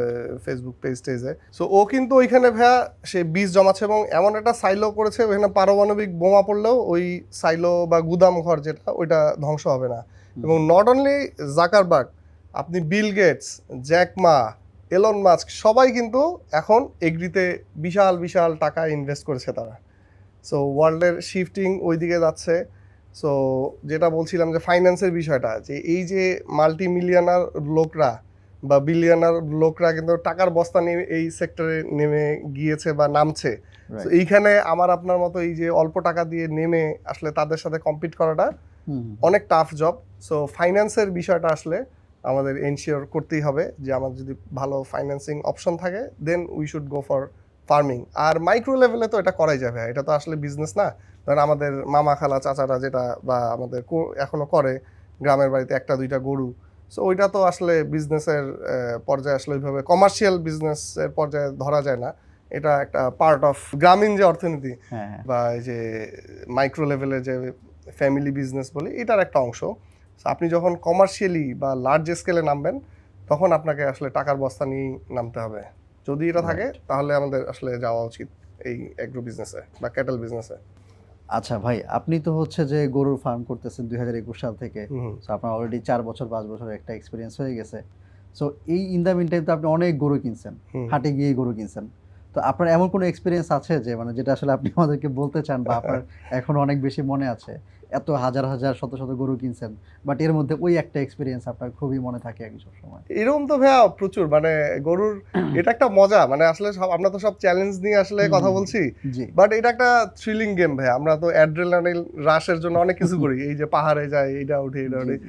বাট এই গরু কেনা কিন্তু কম থ্রিলিং একটা কাজ না বা গরুর বিজনেসটা প্রতিটা আচ্ছা, আচ্ছা। মুহূর্তে কিন্তু আপনার একটা থ্রিল উত্তেজনা টেনশন তো আছেই টেনশনের সাথে কিন্তু এই জিনিসগুলো আছে যে একটা উত্তেজনার বিষয় আছে সো পুরো জার্নিটাই আসলে একটা উত্তেজনার একটা অংশ সো এরকম তো প্রচুর প্রতিটা জার্নিতে আমাদের এরকম হুম, হুম। এক্সপেরিয়েন্স থাকে একটা গরুর হাট করা বিশাল একটা টিম গেম আমাদের ধরেন গাড়ি রেডি করতে হয় হুম, হুম। গাড়িতে যে গরুগুলোকে নিয়ে আসবে যে রাখাল রেডি করতে হয় তারপর হাটে আমাদের 4-5 জন লোক লাগে একজন ক্যাশ ক্যারি করে ক্যাশ দেয় হুম, হুম। একজন গরু কিনে তারপর গরুগুলা একটা টিম টেক কেয়ার করে তো ওই গরুগুলো আবার গাড়িতে উঠানোর একটা টিম থাকে খড়ের লোক মানে এরা হিউজ একটা টিম গেম সো প্রতিটা মুহূর্তে একটা উত্তেজনা স্টোরি কাজ করে বাট এইখানে একটা এক্সপিরিয়েন্স বলবো যে এটা মানে আমাদের যারা নতুন আসতেছে তাদেরও এই ইয়েটা কাজ করবে আমি এটা গত বছর ভাইয়া আমার তো অলরেডি ধরেন 4 বছর হয়ে গেছে বাই দিস টাইম আমরা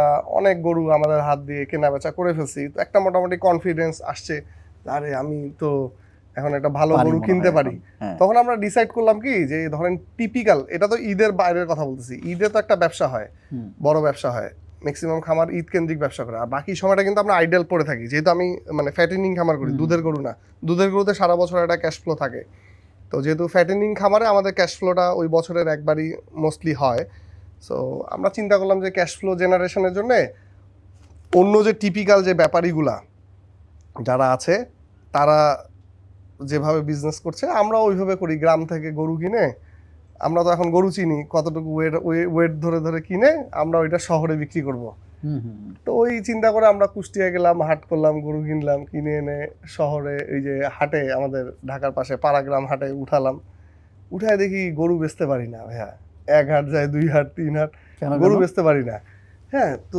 কেন বেচতে পারি না পরে যেটা দেখলাম যে আমাদের গরুর কারো পছন্দই হয় না ওই আচ্ছা। তখন আমরা চোং মারার যে বিষয়টা শুরুতে বলেছি না হুম, হুম। চোঙ্গা দিয়ে পানি খাওয়ায় জি, জি, জি। তখন আমরা ওইটা আমি এত সুন্দর করে গরু ঢাকা থেকে নিয়ে আসতে মানে গ্রাম থেকে বাইরে নিয়ে এসে নিয়ে ঢাকায় আসছেন। খামারে রাখতেছি ওইটার যত্ন নিতেছি কিন্তু গরু যে হাটে যেয়ে দেখি যে আমার পেট চাপা কেউ ব্যাপারীরা আসেই না আর হুম, অন্য হুম, গরুগুলা কি সুন্দর গোলগাল হুম, ওইগুলা কিন্তু সারা রাত জার্নি করে আসছে হুম, সারা রাত জার্নি করে আসার পর জানেন যে একটা ধকল যায় হুম, হুম, হ্যাঁ যে গরুটা শুকায় যায় তো আরো হুম, তো ওই গরুগুলো এত সুন্দর বাট আমাদের গুলা এত শুকনা না কেন হুম। তখন ওইটা আমরা একটু স্টাডি করে আরো লোকজনের জিজ্ঞেস টিজ্ঞেস করে নিজে ওরা আছে ওই যে চোঙ্গা চোং মারে বুঝছেন হুম, হুম। সকালবেলা গরু নামার পর ওই নদী আছে পাশে ওইটাই গোসল টোসল করায় তারপরে সুন্দর চোঙ্গা দিয়ে পানি টেনে খাওয়া গোল বানায় ফেলে আচ্ছা, আচ্ছা। হ্যাঁ সো এটা আমরা মানে এতদিন পরে যে এত কনফিডেন্সের গ্রো করার পরেও কিন্তু আমরা আমরা হাটে আর বিক্রি করতে পারি নাই হুম, গরুটা আমরা এরপরে ব্যাক অফ করছি এটা আমাদের একটা উইকনেস বাট এইটাকে কিন্তু আমরা পজিটিভলি কনভার্ট করছি এই উইকনেসটাকে আমরা দেখছি যে না ওই গেমটা আমাদের জন্য না হুম, ওই বল অফ গেমটা আমাদের জন্য না আমরা ডিফারেন্ট যেহেতু আমাদের অন্য জায়গায় স্ট্রেংথ আছে আমাদের হুম, কমিউনিকেশন স্কিল ভালো আমাদের টেকনোলজি আমরা টেকনোলজিতে অ্যাক্সেস ভালো আমাদের হুম, আমাদের কমিউনিটি আছে ঢাকায় ভালো একটা সো আমরা ওইটাকে শিফট করে অন্য জায়গায় যেমন আমরা গরুর মাংস সেল করা শুরু করলাম যে না ভাই আমি হাটে আস্ত গরু বেচবো না আমি মাংস কেটে হুম, ওইটাই হুম, বিক্রি করব এরপরে মাংস বিক্রি করতে করতে আমরা ওইটাকে আরো ভ্যালু অ্যাড করলাম করে রেস্টুরেন্ট দিলাম রেস্টুরেন্ট আমরা একটা বিজনেস, যে জি, আমাদের জি। বিফল একটা রেস্টুরেন্ট আছে আপনি জানেন ওইখানে কিন্তু আমরা গরুর মাংস সেল করি শুধু গরুর মাংস হুম, হুম। কেন্দ্রিক খাবার দাবার সো এইটা ওই জায়গাটা থেকে আসছে ভাই আমার ওই যে সেলস ক্যাপাসিটি ডেভেলপ করেছি যেহেতু আমার ওই জায়গায় উইকনেস আমি অন্য টিপিক্যাল ব্যাপারের মতো পারতেছি কম্পিট না। করতে পারছি না আমার ওই জায়গায় উইকনেস আমি এটাকে পজিটিভ জায়গায় কনভার্ট করলাম এবং আপনি দেখেন যে সহজ ক্যালকুলেশন আমি যদি গ্রাম থেকে ধরেন 600 টাকা কেজিতে লাইভ গরু কিনে আনলাম ওইটা ঢাকায় লাইভ বিক্রি করছি হাটায় নিয়ে যে আমি হয়তো ম্যাক্সিমাম 650 বা 620 660 এইরকম দামে বিক্রি করতে পারবো হুম, হুম, লাইভ টু লাইভ হুম। যদি সেল করি ওইটা যখন আমি ভ্যালু অ্যাড করছি যখন আমি মাংস বানাচ্ছি তখন কিন্তু এটা 700 750 800 টাকা আমি সেল করছি ওই মাংসটা আমার কিন্তু প্রফিটেবিলিটি বাড়তেছে। রাইট। এরপর যখন আমি ওটা রেস্টুরেন্টে আমি রান্না করে সেল করছি, ওটা কিন্তু আমি 1200, 1500, 2000 টাকা পর্যন্ত সেল করতে পারি। হ্যাঁ, সো ওই যে আমাদের যে উইকনেসের যে জায়গাটা, ওইটাকে কিন্তু আমরা কম্পেনসেট করে স্ট্রেংথে ফেলতেছেন। কনভার্ট করেছি। এবং এটা ইয়াং জেনারেশন বা যারা আসতে চায় তাদেরও এইটা একটা অপরচুনিটির জায়গা, যে আমরা হয়তো অনেক জায়গায় পিছায় থাকবো বা পিছায় আসি, টিপিক্যাল যারা বিজনেস করে তাদের সাথে হয়তো অনেক জায়গায় আমরা কম্পিট করে পারবো না, বাট আমাদেরও কিছু জায়গা আছে, স্ট্রেংথের জায়গা আছে, যেটাতে কিন্তু আমার ওই টিপিক্যাল ব্যাপারই ও কিন্তু পারবে না। আমি দেখেন ঢাকা শহরে ঘরে বসে এই যে রোদ বৃষ্টি ঝড়, আমি একদিন বৃষ্টির দিন 1 কাপ চা খাওয়া 60টা গরু বিক্রি করছি একজনের কাছে। So this is the power of ভাই networking, right. This is the power of ধরেন কমিউনিকেশন স্কিল। সো আমাদের কিন্তু ওই স্ট্রেংথের জায়গাটা আছে। আমাদের এই যে একটা ব্যাপারী গ্রাম থেকে গরু নিয়ে আসে ঢাকায় বিক্রি করার জন্য, কত কষ্ট করে এই খোলা ময়দানে থাকে, হাটের মধ্যে সিকিউরিটির অভাব, এই এতগুলো টাকা সাথে নেয়, সাথে নিয়ে থাকতে হয়, তারপরে খোলা ময়দান, রোদ বৃষ্টি ঝড়, সারা রাত ধরে ঘুম নাই, খাওয়া দাওয়ার কষ্ট, ওরা কিন্তু এই কষ্ট করে এই গরুগুলো আসে বিক্রি করে। ওয়ারাস আমরা কিন্তু ঘরে বসে এসির মধ্যে থেকে এইখানে আমাদের কাছে মানুষ এসে গরু কিনতেছে। So, এইটা আমাদের একটা স্ট্রেংথের জায়গা। এই স্ট্রেংথের জায়গাটা যারা ধরেন আমরা এই যে আধুনিক খামারি বা আধুনিক শিক্ষায় শিক্ষিত বা টেকনোলজির সাথে আমাদের ইনভলভমেন্ট, এবং আমাদের আরেকটা প্লাস পয়েন্ট দেখেন ভাই, আপনি ওই ময়মনসিংহের ত্রিশালে বসে কিন্তু আপনি ঢাকা শহরের গুলশানের কাস্টমারের কাছে কিন্তু আপনি গরু বিক্রি করার সুযোগ এখন আপনার আছে, তাই না? এই যে this is the power of communication বা this is the power of technology. এইটা ইউজ করে কিন্তু আপনারা এই ব্যবসাটা নামতে পারেন। এটা খুব ভালো একটা ব্যবসা, কাঁচা টাকার ব্যবসা, এবং এইটা আপনি ওয়ার্ল্ডের অনেক কিছু চেঞ্জ হয়ে যাক, এই ব্যবসাটা কিন্তু আপনার হ্যাম্পার্ড হবে না, তাই না? আপনি হয়তো আজকে যুদ্ধ লাগুক বা আল্লাহ সেভ করুক আমাদের, কিছু হলে ধরেন অনেক কিছু কিন্তু থ্রেডের মুখে পড়বে, কিন্তু খাবারের ব্যবসা, এগ্রির ব্যবসা, এটা কখনো মাইন্ড নাই এই বিজনেসে। সো আপনারা একটু ক্যালকুলেশন করে, একটু জেনে বুঝে, একটু অভিজ্ঞতার সাথে মিশে আপনাদের এই সেক্টরে আসতে পারেন। থ্যাংক ইউ সো মাচ ভাইয়া, থ্যাংক ইউ সো মাচ। মানে it was really a very good podcast, মানে it was very insightful. And আপনি খুব সুন্দর করে আসলে আমরা হাটে গিয়ে কিভাবে গরু কিনবো, ওইখানে আমরা কিভাবে উইন করতে পারি। আসলে কোরবানি তো আসলে জেতা হারার ব্যাপারটা না, এক্স্যাক্টলি, বাট তারপরে আমাদের একটা ব্যাপার থাকে ওই যে ম্যানলিনেস শো করার জন্য যে আমি গরু কিনে জিতছি, এটার একটা ব্যাপার স্যাপার কিন্তু থাকে। বাট দিন শেষে কোরবানি কিন্তু আসলে গরুর মাংস কেনা বা হচ্ছে যে গরু কত বড় পেলাম এটার বিষয় না, আসলে এটা কিন্তু একটা স্যাক্রিফাইস এবং আল্লাহ পাকের জন্য আমরা এটা করতেছি। বাট তারপরও আমাদের যেহেতু একটা কনফিউশন থাকে, সো ওই জায়গা থেকে আমরা হাটে গিয়ে কীভাবে গরু কিনে জিততে পারি, প্লাস আমরা কীভাবে গরুর ব্যবসা করতে পারি, ওভারঅল একটা বেশ ভালো গাইডলাইন কিন্তু আমরা পেয়ে গিয়েছি। So thank you so much for being with us. দেখা হবে অন্য কোনো একটা এপিসোডে ইনশাআল্লাহ। আসসালামু আলাইকুম।